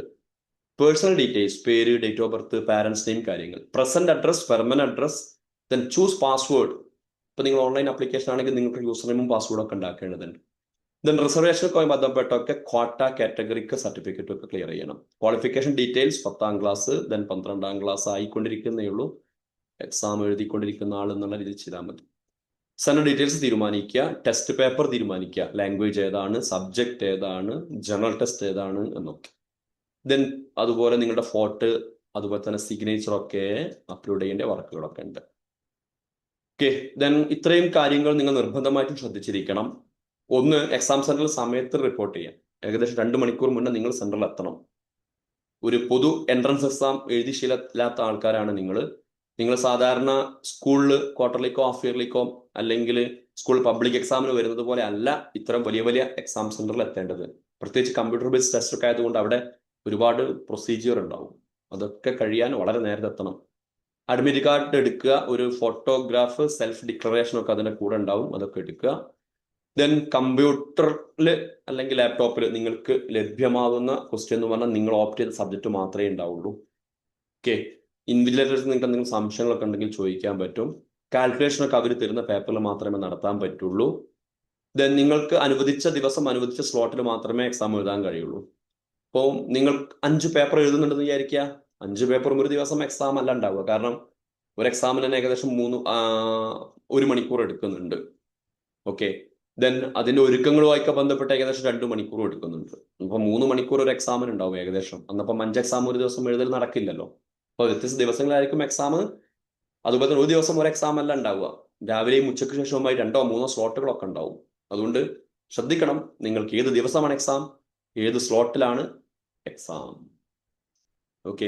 എന്തെങ്കിലും തെറ്റായ ഇൻഫർമേഷൻ നൽകിയൊക്കെ നിങ്ങൾക്ക് ഒരു സെന്റർ കിട്ടുകയോ പേപ്പർ കിട്ടുകയോ ചെയ്താൽ അത് ക്യാൻസൽ ചെയ്യും. വിശദീകരിക്കേണ്ട ആവശ്യമില്ല. അൺഫെയർ പ്രാക്ടീസ് ചെയ്താൽ 3 വർഷത്തേക്ക് നിങ്ങളെ ഡീബാർ ചെയ്യും, റിസൾട്ട് ക്യാൻസൽ ചെയ്യും. ദെൻ നിങ്ങൾ എക്സാം എഴുതി, ദെൻ ക്വസ്റ്റ്യൻ പേപ്പറൊക്കെ നിങ്ങൾ പരിചയപ്പെട്ടു. നിങ്ങൾക്ക് ആൻസർ കീ സൈറ്റിൽ കാണാൻ പറ്റും. എന്തെങ്കിലും സംശയങ്ങളൊക്കെ ഉണ്ട്, നിങ്ങൾക്ക് പരാതിയൊക്കെ ഉണ്ട്, നിങ്ങൾക്ക് കൊടുക്കാൻ പറ്റും. എക്സ്പേർട്ട് ടീം അതൊക്കെ നോക്കിയിട്ട് ചിലപ്പോൾ ക്വസ്റ്റ്യൻ ക്യാൻസൽ ചെയ്യും, അല്ലെങ്കിൽ ഫൈനൽ തീരുമാനം എടുക്കും. അതിന്റെ അടിസ്ഥാനത്തിൽ നിങ്ങളുടെ സ്കോർ പബ്ലിഷ് ചെയ്യും. മാർക്ക് ശ്രദ്ധിക്കുക. ഒരു ശരി ഉത്തരത്തിന് 5 മാർക്ക് ഉണ്ടാവും. ഒരു തെറ്റുത്തരത്തിന് 1 മാർക്ക് കുറയുകയും ചെയ്യും. ആൻസർ ചെയ്തിട്ടില്ല പറയേണ്ടില്ലല്ലോ. ഈ പറഞ്ഞ 1, 2, 3 നമുക്ക് എല്ലാവർക്കും പൊതുവെ അറിയുന്ന കാര്യമാണ്. 4ാമത്തെ ശ്രദ്ധിക്കുക. ഒരു ചോദ്യത്തിന് ഒന്നിലധികം ആൻസർ ശരിയായിട്ടുണ്ടെങ്കിൽ ശരിയായ ഏതെങ്കിലും ഒന്ന് എഴുതിയാൽ മാത്രമേ മാർക്ക് കിട്ടുള്ളൂ. ഇതിൽ 2 ശരി ഉണ്ടല്ലോ, ക്വസ്റ്റ്യന് കുഴപ്പമുണ്ടോ എന്ന് ചോദിച്ചാൽ ഡ്രോപ്പ് ചെയ്താൽ മാർക്ക് കിട്ടില്ല. ദെൻ ഏതെങ്കിലും ഒരു ചോദ്യത്തിന് എല്ലാ ഉത്തരവും ശരിയാന്ന് വിചാരിക്കാം. അപ്പൊ നിങ്ങൾ ഉറപ്പിക്കും ക്വസ്റ്റ്യന് കാര്യമായിട്ട് കുഴപ്പമുണ്ട്, ഒരുപക്ഷെ എഴുതാതിരുന്നാൽ നിങ്ങൾക്ക് മാർക്ക് കിട്ടില്ല. ഏതെങ്കിലും ഒന്ന് അറ്റൻഡ് ചെയ്താലേ മാർക്ക് കിട്ടുള്ളൂ. എല്ലാ ഓപ്ഷനും ശരിയാവുന്ന ക്വസ്റ്റ്യൻ ഒന്നും വരാൻ സാധ്യതയല്ല, എങ്കിലും പറയാണ്. അവസാനത്തിന് സാധ്യത ഉണ്ട്. 6ാമത്തെ പോയിന്റ് നോക്കുക. ഏതെങ്കിലും ഒരു ക്വസ്റ്റ്യൻ NTA ഒഴിവാക്കിയ ചോദ്യത്തിന് നിങ്ങൾക്ക് മാർക്ക് കിട്ടണമെങ്കിൽ നിങ്ങൾ ഏതെങ്കിലും ഒന്ന് അറ്റൻഡ് ചെയ്യേണ്ടിയിരുന്നു. ഓക്കെ, അതുകൊണ്ട് ക്വസ്റ്റ്യൻ കുഴപ്പമുണ്ടെന്ന് ഞാൻ അറ്റൻഡ് ചെയ്യാതിരിക്കരുത്. ദെൻ ഇത് വളരെ പ്രധാനപ്പെട്ട ഒരു പോയിന്റ് ആണ്. നിങ്ങൾ CUT എഴുതി നല്ല മാർക്കൊക്കെ വാങ്ങി ഇനി അഡ്മിഷൻ കിട്ടി എന്ന് വിചാരിച്ചിരിക്കരുത്. നാഷണൽ ടെസ്റ്റിംഗ് ഏജൻസി എക്സാം നടത്തും, NTA സ്കോറും പബ്ലിഷ് ചെയ്യും, റിസൾട്ട് പബ്ലിഷ് ചെയ്യും. അവരെ പണി കഴിഞ്ഞു, പിന്നെ നമ്മുടെ പണി തുടങ്ങുകയാണ്. അതുകൊണ്ട് CUT എഴുതിയാൽ പണി കഴിയൂല, CUT എഴുതിയാൽ പണി തുടങ്ങുകയുള്ളൂ. ഐ റിപ്പീറ്റ്, CUT എഴുതിയാൽ പണി കഴിയൂല, CUT എഴുതിയാൽ നിങ്ങളുടെ പണി തുടങ്ങുകയേ ഉള്ളൂ. നിങ്ങൾ ഏതെല്ലാം സ്ഥാപനത്തിൽ പോകാൻ ആഗ്രഹിക്കുന്നു അത്തരം സ്ഥാപനങ്ങളിലേക്ക് നിങ്ങൾ എന്ത് ചെയ്യണം? സെപ്പറേറ്റ് ഫോം കൊടുക്കണം. അവരുടെ എലിജിബിലിറ്റി, അവരുടെ criteria, norms, guidelines, rules എന്താണൊക്കെ നിർബന്ധമായിട്ട് നോക്കുകയും വേണം. ദെൻ CUT സ്കോർ ഞാൻ നേരത്തെ പറഞ്ഞു, റോ മാർക്ക് നിങ്ങൾ എഴുതി കിട്ടുന്നതാണ്, അതല്ല വെബ്സൈറ്റിൽ ഉണ്ടാവുക. നിങ്ങൾ കണക്ക് കൂട്ടിയ മാർക്കല്ല വെബ്സൈറ്റിൽ ഉണ്ടാവുക. കാരണം എന്താ? ഇത് NTA സ്കോറിലേക്ക് നോർമലൈസ് ചെയ്തിട്ടുണ്ടാവും. നിങ്ങളുടെ 2026 ടെസ്റ്റ് സ്കോർ 26-27 അധ്യയന വർഷത്തിൽ മാത്രമേ പരിഗണിക്കുള്ളൂ. റീവാലുവേഷൻ ഇല്ല. ഓരോ യൂണിവേഴ്സിറ്റിക്കും നിങ്ങൾ സെപ്പറേറ്റ് ഫോം നിർബന്ധമായിട്ടും കൊടുക്കണം.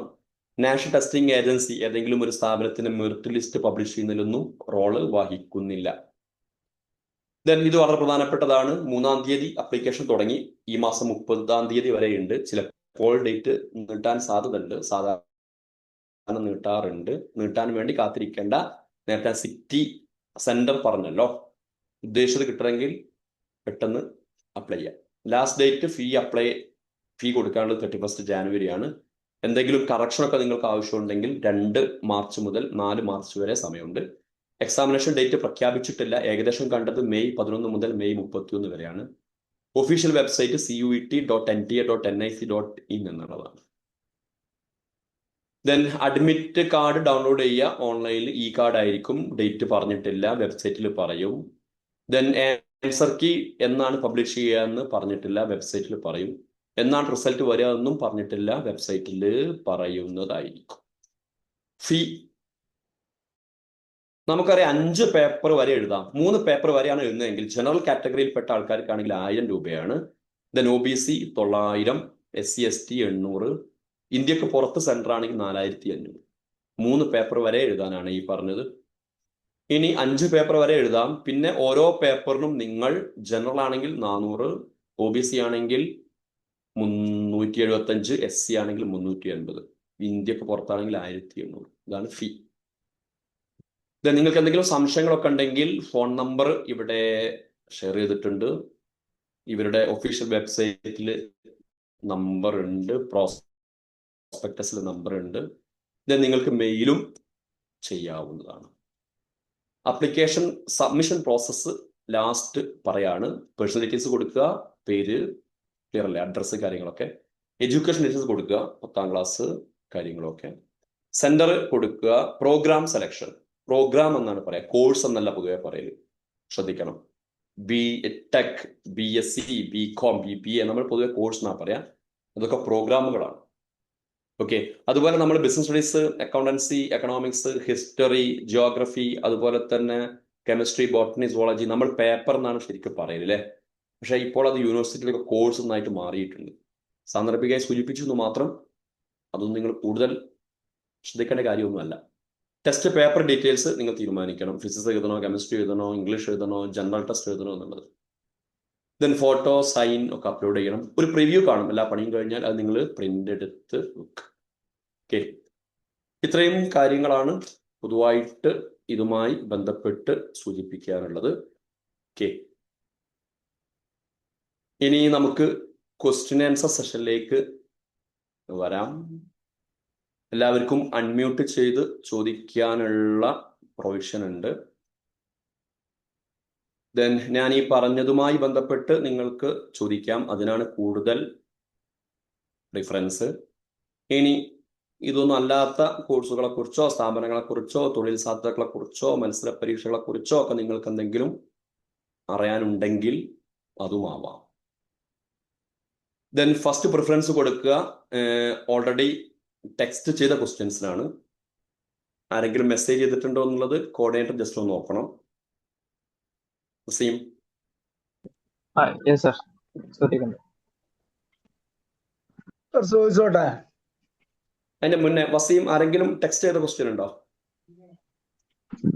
ഇല്ല. ചോദിച്ചോളൂ.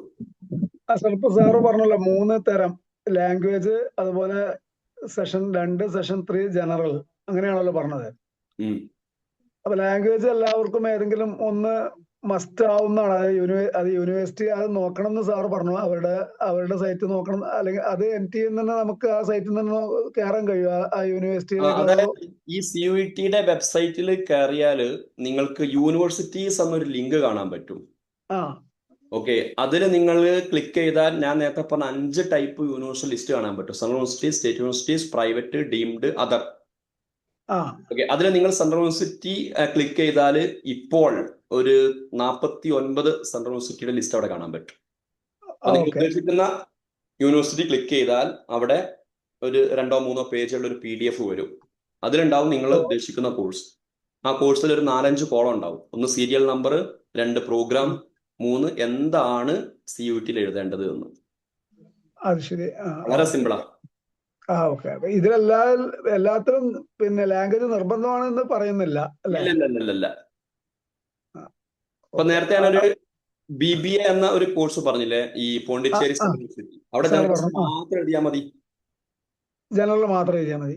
ഇപ്പൊ വേറെ ഏതോ ഒരു യൂണിവേഴ്സിറ്റിയിൽ ഒരു പക്ഷെ BA ഇംഗ്ലീഷ് മാത്രം എഴുതിയാൽ മതിയാവും. ഈ ജനറൽ എല്ലാം കൂടി ഒറ്റ പേപ്പറാ? എങ്ങനെ ജനറൽ എന്ന് പറഞ്ഞാല് ജനറൽ ഒരു ഇംഗ്ലീഷ് ഉണ്ട്, അതാണ് ഞാൻ പറഞ്ഞത്. അതിന്റെ സിലബസ് ഞാൻ പറഞ്ഞത്. സാർ പറഞ്ഞ ലാംഗ്വേജ് ഏതെങ്കിലും ഒരു ലാംഗ്വേജ് 13 ലാംഗ്വേജ് ഉണ്ട്, ഇംഗ്ലീഷ്, മലയാളം. അതിലവര് പറയുന്നത് എഴുതുക, അതില് അവര് നിർദ്ദേശിക്കുന്നുണ്ടെങ്കിൽ അത് എഴുതുക. ലാംഗ്വേജ് സെലക്ട് ചെയ്യേണ്ടത്. രണ്ടാമത്തത് സെഷൻ 2 പിന്നെ സബ്ജക്ട് ഡൊമൈൻ ഏതാണോ അത് അവര് പറയുന്ന എഴുതുക. അതുപോലെ ജനറൽ ആണ് എഴുതേണ്ടതെങ്കിൽ അത് ഇന്ന വിഷയം എന്ന് അവർ പ്രത്യേകം പറയും. ജനറൽ പറഞ്ഞാൽ എഴുതേണ്ടത് അതിൽ ഇംഗ്ലീഷ് ക്വസ്റ്റ്യൻ ഉണ്ടാവും, മാത്സ് ക്വസ്റ്റ്യൻ ഉണ്ടാവും, ദെൻ GK ഉണ്ടാവും, കറണ്ട് അഫയർ ഉണ്ടാവും, ലോജിക് ഉണ്ടാവും, റീസണിങ് ഉണ്ടാവും, എല്ലാം ഉണ്ടാവും. എല്ലാം കൂടി ഒരു പേപ്പറാണ്. യെസ്, നമ്മൾ സാധാരണ PSC ഒക്കെ ഉണ്ടാവൂലേ? Clear. Okay, thank you sir. Welcome. സാറേ, ഒരു ചോദ്യം ചോദിച്ചോട്ടെ? ഈ Yes. സെൻട്രൽ യൂണിവേഴ്സിറ്റി ക്രെഡിറ്റ് സിസ്റ്റത്തിലാണോ പോകുന്നത്? അല്ല, സെമസ്റ്റർ സിസ്റ്റത്തിലാണ്. പക്ഷേ FIUGP-യുടെ ഭാഗമായിട്ട് ക്രെഡിറ്റ് സിസ്റ്റം ഉണ്ട്. അതായത് യൂണിവേഴ്സിറ്റിക്ക് പുറത്തുനിന്ന് കോഴ്സ് ചെയ്യുന്നതോ ഡിസ്റ്റന്റ് ആയിട്ട് ചെയ്യുന്നതോ അതൊക്കെ ഇവരേക്ക് പരിഗണിക്കുന്നുണ്ട് FIUGP കീഴിൽ.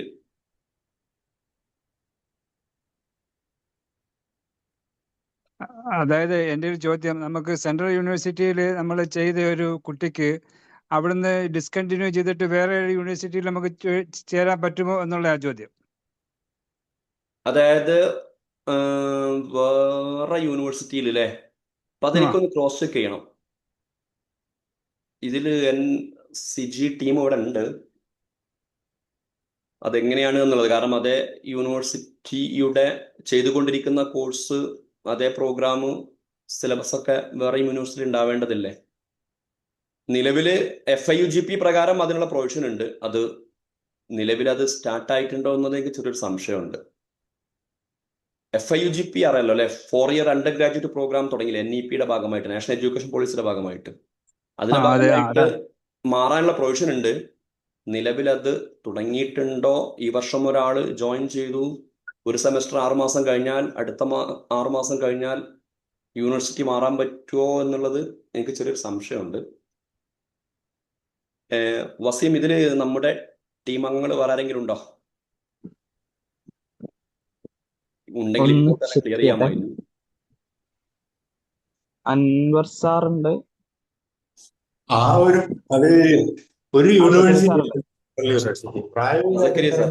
നടപ്പാക്കുന്നതിന് കുറെ പ്രശ്നങ്ങളുള്ളതുകൊണ്ട് അങ്ങനെ അങ്ങ് മാറാന്നുള്ളൊരു പ്രതീക്ഷയിൽ ഒരു സ്ഥലത്ത് ജോയിൻ ചെയ്യാതിരിക്കുന്നതായിരിക്കും ബുദ്ധി. അവിചാരിത സംഭവങ്ങൾ ഉണ്ടാകുമ്പോൾ നമുക്ക് എങ്ങോട്ടാ മാറാൻ പറ്റുക എന്നൊക്കെയുള്ള അന്നേരം നോക്കി കണ്ടുപിടിക്കാൻ നോക്കാം. അല്ലാതെ നേരെ മാറുന്നത് അസ്കർ മാഷ് ഇപ്പം പറഞ്ഞ പോലെ തന്നെ അത് തിയറിയിലുള്ളത് പ്രാക്ടിക്കൽ ഒന്നും ആയതായിട്ട് അറിവില്ല. അപ്പൊ അങ്ങനെ പ്രതീക്ഷയോടുകൂടി ഒരു യൂണിവേഴ്സിറ്റി തിരഞ്ഞെടുക്കുക, ഉടനെ മാറാൻ പറ്റും എന്ന് കരുതാതിരിക്കുന്നതായിരിക്കും നല്ലത്. അതുപോലെ ഒരു കാര്യം കൂടെ സൂചിപ്പിക്കുകയാണ്, നമ്മുടെ ഈ CUT-യുമായി ബന്ധപ്പെട്ട് മാത്രമല്ല, കേരളത്തിൽ ഇപ്പോൾ അഡ്മിഷൻ വാങ്ങുകയാണെങ്കിൽ നമുക്കറിയാം FIUGP ആണ്. അതിൽ പറയാറുണ്ട് 1 വർഷം കഴിഞ്ഞിട്ടുള്ള എക്സിറ്റ് സർട്ടിഫിക്കറ്റ് കിട്ടും, 2 വർഷം കഴിഞ്ഞ് പോരുകയാണെങ്കിൽ ഡിപ്ലോമ കിട്ടും. ഈ 2 സംവിധാനം കേരളത്തിലില്ല, കേരളത്തിന് പുറത്തുണ്ട്. മറ്റൊന്ന് 3 വർഷം കഴിഞ്ഞ് പോരുമ്പോൾ സാധാ ഡിഗ്രി കിട്ടും, 4 വർഷം കഴിഞ്ഞാണ് പോരുന്നതെങ്കിൽ ഹോണേഴ്സ് കിട്ടും. ഇനി 4 വർഷം കഴിഞ്ഞ് പോരുന്ന സമയത്ത് അവസാന 6 മാസത്തിൽ നമ്മൾ 2 പേപ്പറൊക്കെ പ്രസന്റ് ചെയ്താൽ ഹോണേഴ്സ് വിത്ത് റിസർച്ച് ഒക്കെ കിട്ടും. ദെൻ അതേസമയം നമ്മൾ ഒരു കാര്യം കൂടെ പറയാറുണ്ട്, ഒരു വിഷയം വേറൊരു സ്ഥലത്ത് പോയിട്ട് പഠിക്കുക അല്ലെ, അതുപോലെ തന്നെ ഒരു വിഷയം വേറൊരു യൂണിവേഴ്സിറ്റിയിൽ പഠിക്കാമെന്നൊക്കെ പറയാറുണ്ട്. അതുപോലെ 6 മാസം നമ്മൾ കെമിസ്ട്രി പഠിച്ചു, കെമിസ്ട്രി ശരിയായില്ല എന്ന് തോന്നുകയാണെങ്കിൽ നമുക്ക് ഫിസിക്സിലേക്ക് മാറാമെന്നൊക്കെ പറയാറുണ്ട്. ഇതിൻ്റെയൊക്കെ ഫ്ലെക്സിബിലിറ്റി നമ്മൾ പോയി ചേരുന്ന യൂണിവേഴ്സിറ്റിയുടെ സൈസിനനുസരിച്ചിരിക്കും. ഇപ്പൊ ഒരാള് ഫിസിക്സ് പഠിക്കാൻ ഉദ്ദേശിച്ചു, ആൾക്ക് മ്യൂസിക് ഭയങ്കര ഇഷ്ടമാണ്, മ്യൂസിക് പേപ്പർ പഠിക്കാനുള്ള പ്രൊവിഷൻ FIUGP-യിലുണ്ട്. പക്ഷെ ഈ കുട്ടി ചേർന്ന സ്ഥാപനത്തിൽ മ്യൂസിക് ഇല്ലെങ്കിൽ ആ കുട്ടിക്ക് മ്യൂസിക് പഠിക്കാനുള്ള സാധ്യത വളരെ. അതേ കാര്യം തന്നെയാണ് ഇപ്പൊ സക്കറിയ സാറും പറഞ്ഞത്, മാറാനുള്ള പ്രൊവിഷൻ ഇല്ല എന്ന് നമുക്ക് പറയാൻ പറ്റൂല, പക്ഷെ പ്രാക്ടിക്കലി അതിന് സാധ്യത കുറച്ച് കുറവാണ്. സാറേ യെസ്, ചാറ്റ് ബോക്സിൽ കുറച്ച് അപ്പല്ല ഈ അന്നത്തെ ചെയ്ത ആള് ചോദിക്കാൻ നോക്കിയല്ല, ജസ്റ്റ് ചോദിച്ചോട്ടെ. സർ അഗ്രികൾച്ചർ കോഴ്സിന് വേണ്ടിയിട്ട് CUT എഴുതുന്നതാണെങ്കിൽ ഏതെല്ലാം സബ്ജക്റ്റ് ആണ് എടുക്കേണ്ടത്? അതിന്റെ വെബ്സൈറ്റിൽ നോക്കുമ്പോഴും അവരിങ്ങനെ ഐക്കറിന്റെ ഇൻഫർമേഷൻ ബുള്ളറ്റിൻ നോക്കണം എന്നൊക്കെയാണ് പറയുന്നത്. പക്ഷെ അത് ഇതുവരെ പബ്ലിഷ് ചെയ്തിട്ടില്ല എന്നും അങ്ങനെയൊക്കെ വരുന്നത്. അപ്പോൾ ശരിക്കും അതൊക്കെ സബ്ജക്റ്റ് എഴുതണ്ടേന്ന് പറയാൻ പറ്റുമോ? നിങ്ങള് ഈ അതർ ഇൻസ്റ്റിറ്റ്യൂട്ട് കണ്ടില്ലേ ഈ CUT-യുടെ വെബ്സൈറ്റില്? അതിൽ ഐക്കാറുണ്ടല്ലോ. ഞാന് നേരത്തെ പറഞ്ഞില്ലേ 6 ടൈപ്പ് സ്ഥാപനങ്ങൾ പറഞ്ഞില്ലേ, central universities, state universities, deemed universities, private universities, other 5 type. അപ്പൊ നിങ്ങൾ എന്ത് ചെയ്യുക, CUT വെബ്സൈറ്റിൽ പോയാൽ മുകളിൽ യൂണിവേഴ്സിറ്റീസ് എന്ന ലിങ്ക് കാണും. ഓക്കെ, അത് ക്ലിക്ക് ചെയ്താൽ നിങ്ങൾ 5 ടൈപ്പ് യൂണിവേഴ്സിറ്റി അല്ലെങ്കിൽ സ്ഥാപനങ്ങൾ കാണും. അതിൽ 5ാമത്തെ അതർ എന്നാണ്. ആ അതർ ക്ലിക്ക് ചെയ്താൽ നിങ്ങൾക്ക് ഐക്കാർ കാണാൻ പറ്റും. അവിടെ ക്ലിക്ക് ചെയ്താൽ കാണുമല്ലോ. അല്ലെങ്കിൽ ഐക്കാർ ഇപ്പോൾ അപ്ലിക്കേഷൻ വിളിക്കും, ആ സമയത്ത് പറയുകയും ചെയ്യും.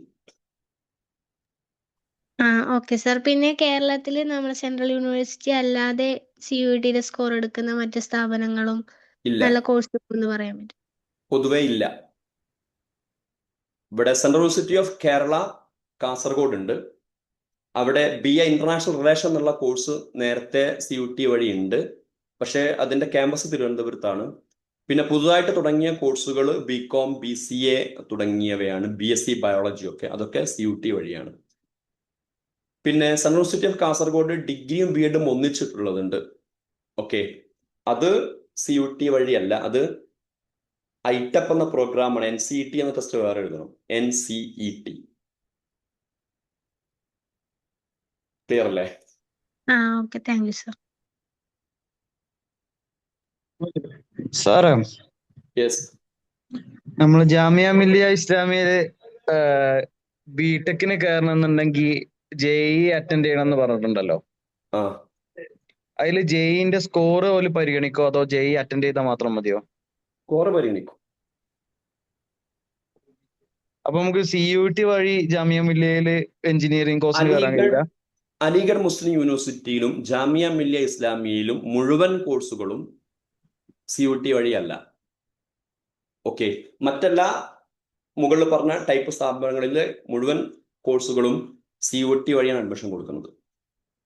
ജാമിയ മില്ലിയ ഇസ്ലാമിയയിലും അതുപോലെ തന്നെ അലിഗഡ് മുസ്ലിം യൂണിവേഴ്സിറ്റിയിലും ലാംഗ്വേജ് റിലേറ്റഡ് കോഴ്സുകളൊക്കെയാണ് ഏറെക്കുറെ കംപ്ലീറ്റ് CUT വരുന്നത്. മറ്റ് സബ്ജക്ട് ടൈപ്പ് പൊതുവെ ജാമിയ മില്ലിയയിലും അലിഗഡിലും തീരെ ഇല്ല എന്നല്ല, കുറച്ച് കുറവാണ്. അതുകൊണ്ട് അത്തരം കോഴ്സുകൾ പോവാൻ ജാമിയ മില്ലിയയിലോ AMUയിലോ ആരെങ്കിലും ആഗ്രഹിക്കുന്നുണ്ടെങ്കിൽ അവർ എൻട്രൻസ് സെപ്പറേറ്റ് എഴുതണം. അപ്പം ജാമിയ മില്ലിയ ബിടെക്കിന് JEE ആണ് പറയണമെങ്കിൽ JEE എഴുതണം. പിന്നെ അത് CUT ആയിട്ട് ബന്ധമല്ല. ക്ലിയർ അല്ലേ? സാറേ യെസ് പറഞ്ഞോളൂ. Hello, yes. നമ്മൾ +2 കഴിഞ്ഞ മോളാണ്. അവൾക്ക് പിന്നെ BSc കെമിസ്ട്രി ആണ് വേണ്ടത്. സോ അപ്പൊ ഈ ജാമിയ മിലയിലും അലിഗഡിലും കിട്ടണമെങ്കിൽ ഈ CUT എഴുതിയാൽ മതിയോ അതോ? കെമിസ്ട്രിയും ജാമിയ മില്ലിയ 2 സ്ഥാപനങ്ങളിലും ഈ പറഞ്ഞ കോഴ്സ് CUT വരുന്നില്ല എന്നാണ് മനസ്സിലാക്കുന്നത്. വളരെ സിമ്പിൾ ആണ്. നിങ്ങൾ ഇപ്പോൾ തന്നെ CUTയുടെ വെബ്സൈറ്റിൽ കയറുക. മുകളിൽ യൂണിവേഴ്സിറ്റീസ് എന്നൊരു ലിങ്ക് ഉണ്ടാവും. അത് ക്ലിക്ക് ചെയ്യുക. അത് ക്ലിക്ക് ചെയ്താൽ അവിടെ ജാമിയ മില്ലിയയും അലിഗഡും കാണാൻ പറ്റും. അത് ക്ലിക്ക് ചെയ്യുക. ക്ലിക്ക് ചെയ്യുന്ന സമയത്ത് ഒരു PDF വരും. അത് ജസ്റ്റ് ഒന്ന് സ്ക്രോൾ ചെയ്താൽ അവിടെ കെമിസ്ട്രി ഉണ്ടോ എന്ന് നോക്കുക. ഉണ്ടെങ്കിൽ എഴുതുക, ഇല്ലെങ്കിൽ സ്വന്തം എൻട്രൻസ് എഴുതുക. ഉണ്ടാവാൻ സാധ്യത കുറച്ച് കുറവാണ് ജാമിയ മില്ലിയയിലും അലിഗഡിലും. ഇത് ഞാനിപ്പോ പറഞ്ഞല്ലോ, 110 പ്രൈവറ്റ് സ്ഥാപനങ്ങൾ, 49 central universities, 26 deemed university, 37 state university, government other institute 6 എണ്ണം. അപ്പം ഇവിടെ ഒരുപാട് കോഴ്സുകളുണ്ട്. അപ്പം അതെല്ലാം ഒരാൾ പെട്ടെന്ന് ചോദിക്കുന്ന സമയത്ത് പറയൽ പ്രായോഗികമല്ല. അതുകൊണ്ട് നിങ്ങൾ എന്ത് ചെയ്യാം, ഞാൻ ഈ പറഞ്ഞ പ്രോസസ് പോവുക. വളരെ സിമ്പിളാണ്. CUT എന്ന് ജസ്റ്റ് ഗൂഗിൾ ചെയ്യുക. അപ്പം CUT ഒഫീഷ്യൽ വെബ്സൈറ്റ് ക്ലിക്ക് ചെയ്യുന്ന സമയത്ത് അവിടെ യൂണിവേഴ്സിറ്റീസ് എന്നൊരു ലിങ്ക് മുകളിൽ തന്നെ കാണാൻ പറ്റും. അത് ക്ലിക്ക് ചെയ്താൽ 5 ടൈപ്പ് സ്ഥാപനങ്ങൾ ലിസ്റ്റ് ചെയ്യും. അതിൽ ഒന്നാമത്തെ സെൻട്രൽ യൂണിവേഴ്സിറ്റീസ് ആണ്. അത് ക്ലിക്ക് ചെയ്യാം. അത് ക്ലിക്ക് ചെയ്താൽ നിങ്ങൾ ഉദ്ദേശിക്കുന്ന യൂണിവേഴ്സിറ്റിയുടെ പേര് കാണും. അത് ക്ലിക്ക് ചെയ്താൽ അവിടെ പ്രോഗ്രാം എന്ത് എന്ന് ലിസ്റ്റ് വരും. Hello clear sir. അല്ലേ? Sir, yes. നമ്മള് ഒരു കോളേജില് അല്ലെ ഏതെങ്കിലും ഒരു കോളേജിലെ ഒരു ഇൻട്രസ്റ്റഡ് പ്രോഗ്രാം നോക്കിയിട്ട് ആ പ്രോഗ്രാമിനനുസരിച്ചുള്ള സബ്ജക്റ്റ് അല്ലേ എഴുതേണ്ടത്? Yes. Okay okay, thank you sir. Good morning Askar sir. 2 സംശയങ്ങളുണ്ട്. അതിലൊന്ന്, പിന്നെ ഇപ്പോൾ ഒരാള് +1 +2 സയൻസ് ആണ് പഠിച്ചിരിക്കുന്നത്. പക്ഷേ അവർക്ക് ഒരു ഹ്യൂമാനിറ്റേറിയൻ സബ്ജക്റ്റിലേക്ക് അല്ലെങ്കിൽ ഇപ്പോൾ എക്കണോമിക്സ്, സോസിയോളജി പോലുള്ള സബ്ജക്റ്റിലേക്ക് മൂവ് ചെയ്യണം. അപ്പോൾ അത് അവരുടെ എക്സാമിന് എന്ന് പറഞ്ഞാൽ അവർ പഠിച്ചിരിക്കുന്ന സബ്ജക്റ്റ് അല്ലാത്ത സബ്ജക്റ്റ് പഠിച്ച് പരീക്ഷ എഴുതേണ്ട ഒരു സിറ്റുവേഷൻ ഉണ്ടാക്കുമോ? ഇതിന് 2 രീതിയിൽ കാര്യങ്ങൾ കാണാം. അതായത് ഡൽഹി യൂണിവേഴ്സിറ്റി നിർബന്ധമായിട്ടും ഒരു കാര്യം പറയുന്നുണ്ട്, +2 പഠിച്ച വിഷയം മാത്രമേ CUTയിൽ ഓപ്റ്റ് ചെയ്യാൻ പറ്റുള്ളൂ എന്ന്. ഓക്കെ, ഒരാള് ഒരു വിഷയം എഴുതണം എൻട്രൻസിൽ. ആ വിഷയം ഈ കുട്ടി +2 പഠിക്കാത്ത വിഷയമാണെങ്കിൽ എഴുതാൻ കഴിയില്ല ഡൽഹി യൂണിവേഴ്സിറ്റിയിൽ. അതേസമയം മറ്റു യൂണിവേഴ്സിറ്റിയിൽ ആ പ്രശ്നമല്ല. ഒരാള് ഹിസ്റ്ററിക്ക് പോകാൻ ആഗ്രഹിക്കുകയാണ്. ഹിസ്റ്ററി ആ കുട്ടി +2 പഠിച്ചിട്ടില്ല, പക്ഷെ പഠിച്ചെഴുതിയാൽ മതി. അതേസമയം ഡൽഹി യൂണിവേഴ്സിറ്റിയിൽ ഒരു ഹിസ്റ്ററി വേണമെന്ന് വിചാരിക്കുക. ഫോർ എക്സാമ്പിൾ, കുട്ടി ഹിസ്റ്ററി പഠിച്ചിട്ടില്ല. അപ്പം നേരത്തെ പറഞ്ഞ ഡൊമൈൻ സ്പെസിഫിക് സബ്ജക്റ്റിലെ ഹിസ്റ്ററി ആൾക്ക് എന്ത് ചെയ്യാൻ കഴിയില്ല, എഴുതാൻ കഴിയില്ല. അതേസമയം ഞാൻ ഈ പറഞ്ഞത് പ്രകാരം നിങ്ങൾക്ക് ഡൽഹി യൂണിവേഴ്സിറ്റിയിൽ സയൻസ് കഴിഞ്ഞ കുട്ടിക്ക് ഹിസ്റ്ററി പഠിക്കാൻ കഴിയില്ല എന്ന് അർത്ഥമല്ല കേട്ടോ. കാരണം നിങ്ങൾ നോക്കണം, ഹിസ്റ്ററി അല്ലാത്തത് പകരം എഴുതി കയറാനുള്ള സാധ്യത ഉണ്ട്. ഉദാഹരണം പറയുകയാണെങ്കിൽ ഡൽഹി യൂണിവേഴ്സിറ്റിയിൽ ഞാൻ നേരത്തെ പറഞ്ഞ 1-2 ഉദാഹരണങ്ങളില്ലേ, അലിഗഡ് മുസ്ലിം യൂണിവേഴ്സിറ്റി, ബനാറസ് യൂണിവേഴ്സിറ്റി, അതുപോലെ സെൻട്രൽ യൂണിവേഴ്സിറ്റി ഓഫ് കർണാടക, അതുപോലെ സെൻട്രൽ യൂണിവേഴ്സിറ്റി ഓഫ് തമിഴ്നാടൊക്കെ പറഞ്ഞില്ലേ. അതേ പോലെ ഉദാഹരണം പറയുന്നതും ഡൽഹിയുടെ വ്യത്യാസമുണ്ട്. ഡൽഹിക്ക് എല്ലാറ്റിനും 2 കോമ്പിനേഷൻ പറയുന്നുണ്ട്. നേരത്തെ പറഞ്ഞില്ലേ, അലിഗഡ് മുസ്ലിം യൂണിവേഴ്സിറ്റിക്ക് BSc സ്റ്റാറ്റിസ്റ്റിക്സിന് ഫിസിക്സ്, കെമിസ്ട്രി, മാത്സ് അല്ലെങ്കിൽ ബയോളജി എന്ന് പറഞ്ഞില്ലേ, അത് ഒരു കോമ്പിനേഷൻ. ആ ഒരു കോമ്പിനേഷൻ മാത്രമേ അവിടെ ഉള്ളൂ. ബാക്കി എല്ലാ യൂണിവേഴ്സിറ്റിയിലും ഏറെക്കുറെ ഒരു കോമ്പിനേഷൻ ആണുള്ളത്. അതേസമയം ഡൽഹി യൂണിവേഴ്സിറ്റിയിലാണെങ്കിൽ എല്ലാറ്റിനും ഏറെക്കുറെ എന്ത് പറയുന്നുണ്ട്, 2 കോമ്പിനേഷൻ പറയുന്നുണ്ട്. അന്നപ്പോ ആ പ്രശ്നം പരിഹരിക്കും. ഉദാഹരണം പറയുകയാണെങ്കിൽ ഡൽഹി യൂണിവേഴ്സിറ്റി കീഴിൽ ഒരാൾ BComന് പോകാൻ ആഗ്രഹിക്കുകയാണ്. അവിടെ അക്കൗണ്ടൻസി പറയുന്നുണ്ട്. എന്നപ്പം കൊമേഴ്സ് കഴിഞ്ഞ ആൾക്കാർക്ക് അക്കൗണ്ടൻസി എഴുതിയിട്ട് പെർഫോം ചെയ്യാൻ പറ്റും. സയൻസ് കഴിഞ്ഞ ഒരാളാണ്, സയൻസ് കഴിഞ്ഞ ഒരാൾക്ക് BComന് പോകണമെങ്കിൽ +2 പഠിച്ച പേപ്പർ മാത്രമേ എഴുതാൻ പറ്റുള്ളൂ. ആ കുട്ടിക്ക് അക്കൗണ്ടൻസി എഴുതാൻ കഴിയില്ല. പക്ഷെ വേറൊരു ഓപ്ഷൻ ഉണ്ട്, മാത്സ് എഴുതിയിട്ടും എന്ത് ചെയ്യാൻ പറ്റും, BComന് പോകാൻ പറ്റും. ആ കുട്ടി മാത്സ് പഠിച്ചിട്ടുണ്ടാവും, സയൻസ് സ്റ്റുഡൻസ്. തീർച്ചയായിട്ടും. അതുകൊണ്ട് പ്ലസ് ടുവിന് പഠിക്കാത്ത വിഷയം എഴുതാൻ കഴിയില്ല എന്ന ഡൽഹി യൂണിവേഴ്സിറ്റിയുടെ പ്രശ്നം വലിയൊരു പ്രശ്നമല്ല, അല്ല. ചിലപ്പോൾ പ്രശ്നമാവുകയും ചെയ്യും കേട്ടോ. ഒരു ചോദ്യം കൂടി. ഒറ്റ കാര്യം കൂടെ അതിന്റെ ഇടയ്ക്ക് ഞാൻ ജസ്റ്റ് ഒന്ന് പറയാണ്. അതായത് നമ്മൾ CUT-യിൽ ഏത് എഴുതണം എന്നുള്ളത് ലാംഗ്വേജ് 13 എഴുതണോ, 23 സബ്ജക്റ്റിൽ എഴുതണോ, ജനറൽ ടെസ്റ്റ് എഴുതണോ എന്നുള്ളതാണ്. ഇതിന് പുറമെ എലിജിബിലിറ്റി എന്നൊരു കോളം നിങ്ങൾ ഈ പ്രോഗ്രാം എന്ന ലിങ്കിൽ കാണാൻ കഴിയും. യൂണിവേഴ്സിറ്റി ക്ലിക്ക് ചെയ്ത് അവസാനത്തെ കോളസ് എലിജിബിലിറ്റി ആവും കൂടെ കാണണം. എന്നാൽ ഈ പ്രശ്നം കൺഫ്യൂഷൻ നമുക്ക് എന്ത് ചെയ്യാൻ പറ്റും, ഒഴിവാക്കാൻ പറ്റും. ഫോർ എക്സാമ്പിൾ ഡൽഹി യൂണിവേഴ്സിറ്റി ആണെങ്കിൽ പ്ലസ് ടുവിൽ പഠിച്ച വിഷയം എഴുതാൻ പറ്റുള്ളൂ. ഇനി ചില സ്ഥാപനങ്ങളൊക്കെ പറയും, ഒരാൾ ഡിഗ്രിക്ക് പോവാണ് 3 പേപ്പർ എഴുതണം. ഓക്കെ, ഒരു പേപ്പർ അവർ പറയും. ഉദാഹരണം പറയുകയാണെങ്കിൽ ഫിസിക്സിന് പോകാൻ ആഗ്രഹിക്കുന്ന ആളാണ്, ഫിസിക്സ് എന്ന് പറയും. ബാക്കി പറയുന്നത് പ്ലസ് ടുവിൽ പഠിച്ച ഏതെങ്കിലും പേപ്പർ എന്ന് പറയും. ചിലപ്പം പറയും നിങ്ങൾക്ക് ഇഷ്ടമുള്ള ഏതെങ്കിലും 2 പേപ്പർ എന്നൊക്കെ പറയും. ഓക്കെ. രണ്ടാമത്തെ ഒരു സംശയം, ഈ ഇതിന്റെ ഒരു പ്രിപ്പറേഷനുമായി ബന്ധപ്പെട്ടുകൊണ്ട് എന്ത് ഗൈഡൻസ് ആണ് ഇപ്പോൾ കുട്ടികൾക്ക് സാറിന് കൊടുക്കേണ്ടാവുക? ഒന്ന് ലാംഗ്വേജുമായി ബന്ധപ്പെട്ടതാണ്. അത് കുറച്ച് ജനറൽ സ്വഭാവത്തിലുള്ളതാണ്. ഒരു പ്ലസ് 2 ലെവലിൽ ഇംഗ്ലീഷ് പഠിച്ചു കഴിയുന്ന ആൾ പഠിച്ചു കഴിയുന്ന കാര്യങ്ങളൊക്കെയാണ്. പക്ഷെ കുറച്ച് അഡ്വാൻസ്ഡ് ആയിരിക്കും ആ സാധനം. പക്ഷെ അതിൽ നമ്മൾ കൂടുതൽ പേടിക്കേണ്ട ആവശ്യമില്ല. കാരണം എന്താണെന്ന് വെച്ചാൽ പല സ്ഥാപനങ്ങളും ഒരു എലിജിബിലിറ്റി എന്നുള്ള അർത്ഥത്തിൽ ഒരു മിനിമം റിക്വയർമെന്റ്സ് ഈ ലാംഗ്വേജിൽ നോക്കുന്നുള്ളൂ. ലാംഗ്വേജിന്റെ മാർക്ക് കംപ്ലീറ്റ് അതേപോലെ പരിഗണിക്കുന്നത് കുറവാണ്. രണ്ടാമത്താണ് നമ്മൾ ശ്രദ്ധിക്കേണ്ടത് ഡൊമൈൻ സബ്ജക്റ്റ്. അത് പേടിക്കാനൊന്നുമില്ല. കാരണം എന്താ വെച്ചാൽ പ്ലസ് 2 സിലബസ് മാത്രമാണ്, വേറെ ഒന്നും ചോദിക്കൂല. ഇപ്പൊ ഒരു വർഷം കംപ്ലീറ്റ് അത് പഠിച്ചല്ലോ. പബ്ലിക് എക്സാം എഴുതി കഴിഞ്ഞ ഉടനെ തന്നെ ഇതിന് പോകും. പിന്നെ ജനറൽ ടെസ്റ്റിന് കുറച്ച് പ്രയാസം പൊതുവെ ഉണ്ടാവും. കാരണം എന്താന്ന് വെച്ചാൽ നമ്മുടെ കുട്ടികളൊക്കെ പൊതുവെ GK കറണ്ട് അഫയറിലൊക്കെ പൊതുവെ പിന്നിലാണ്. അതുപോലെ തന്നെ സയൻസ് അല്ലെങ്കിൽ കൊമേഴ്സ് ഒക്കെ കഴിയാത്ത കുട്ടികളൊക്കെ ആണെങ്കിൽ പൊതുവെ മാത്സിനൊക്കെ കുറച്ചൊരു ബാക്കിലായിരിക്കും. അത് ചെറിയൊരു പ്രയാസം ഉണ്ടാവും. അപ്പൊ അതുകൊണ്ട് ലാംഗ്വേജിനും ജനറൽ ടെസ്റ്റിനും അഡീഷണൽ വർക്ക് ചെയ്യാൻ വേണ്ടിയിട്ട് ശ്രമിക്കുക. പിന്നെ ഏകദേശം 3 ആഴ്ച നീണ്ടു നിൽക്കുന്ന പരീക്ഷയാണ്.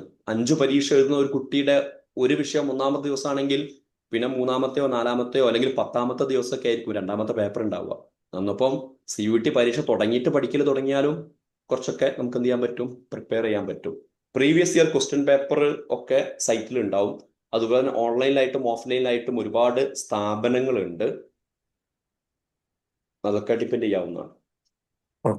നമ്മുടെ കേരളത്തിലെ എത്ര യൂണിവേഴ്സിറ്റികൾ CUT-യിൽ വരുന്നുണ്ട്? നമ്മൾ സെൻട്രൽ യൂണിവേഴ്സിറ്റി ഓഫ് കേരള കാസർഗോഡാണ് വരുന്നത്.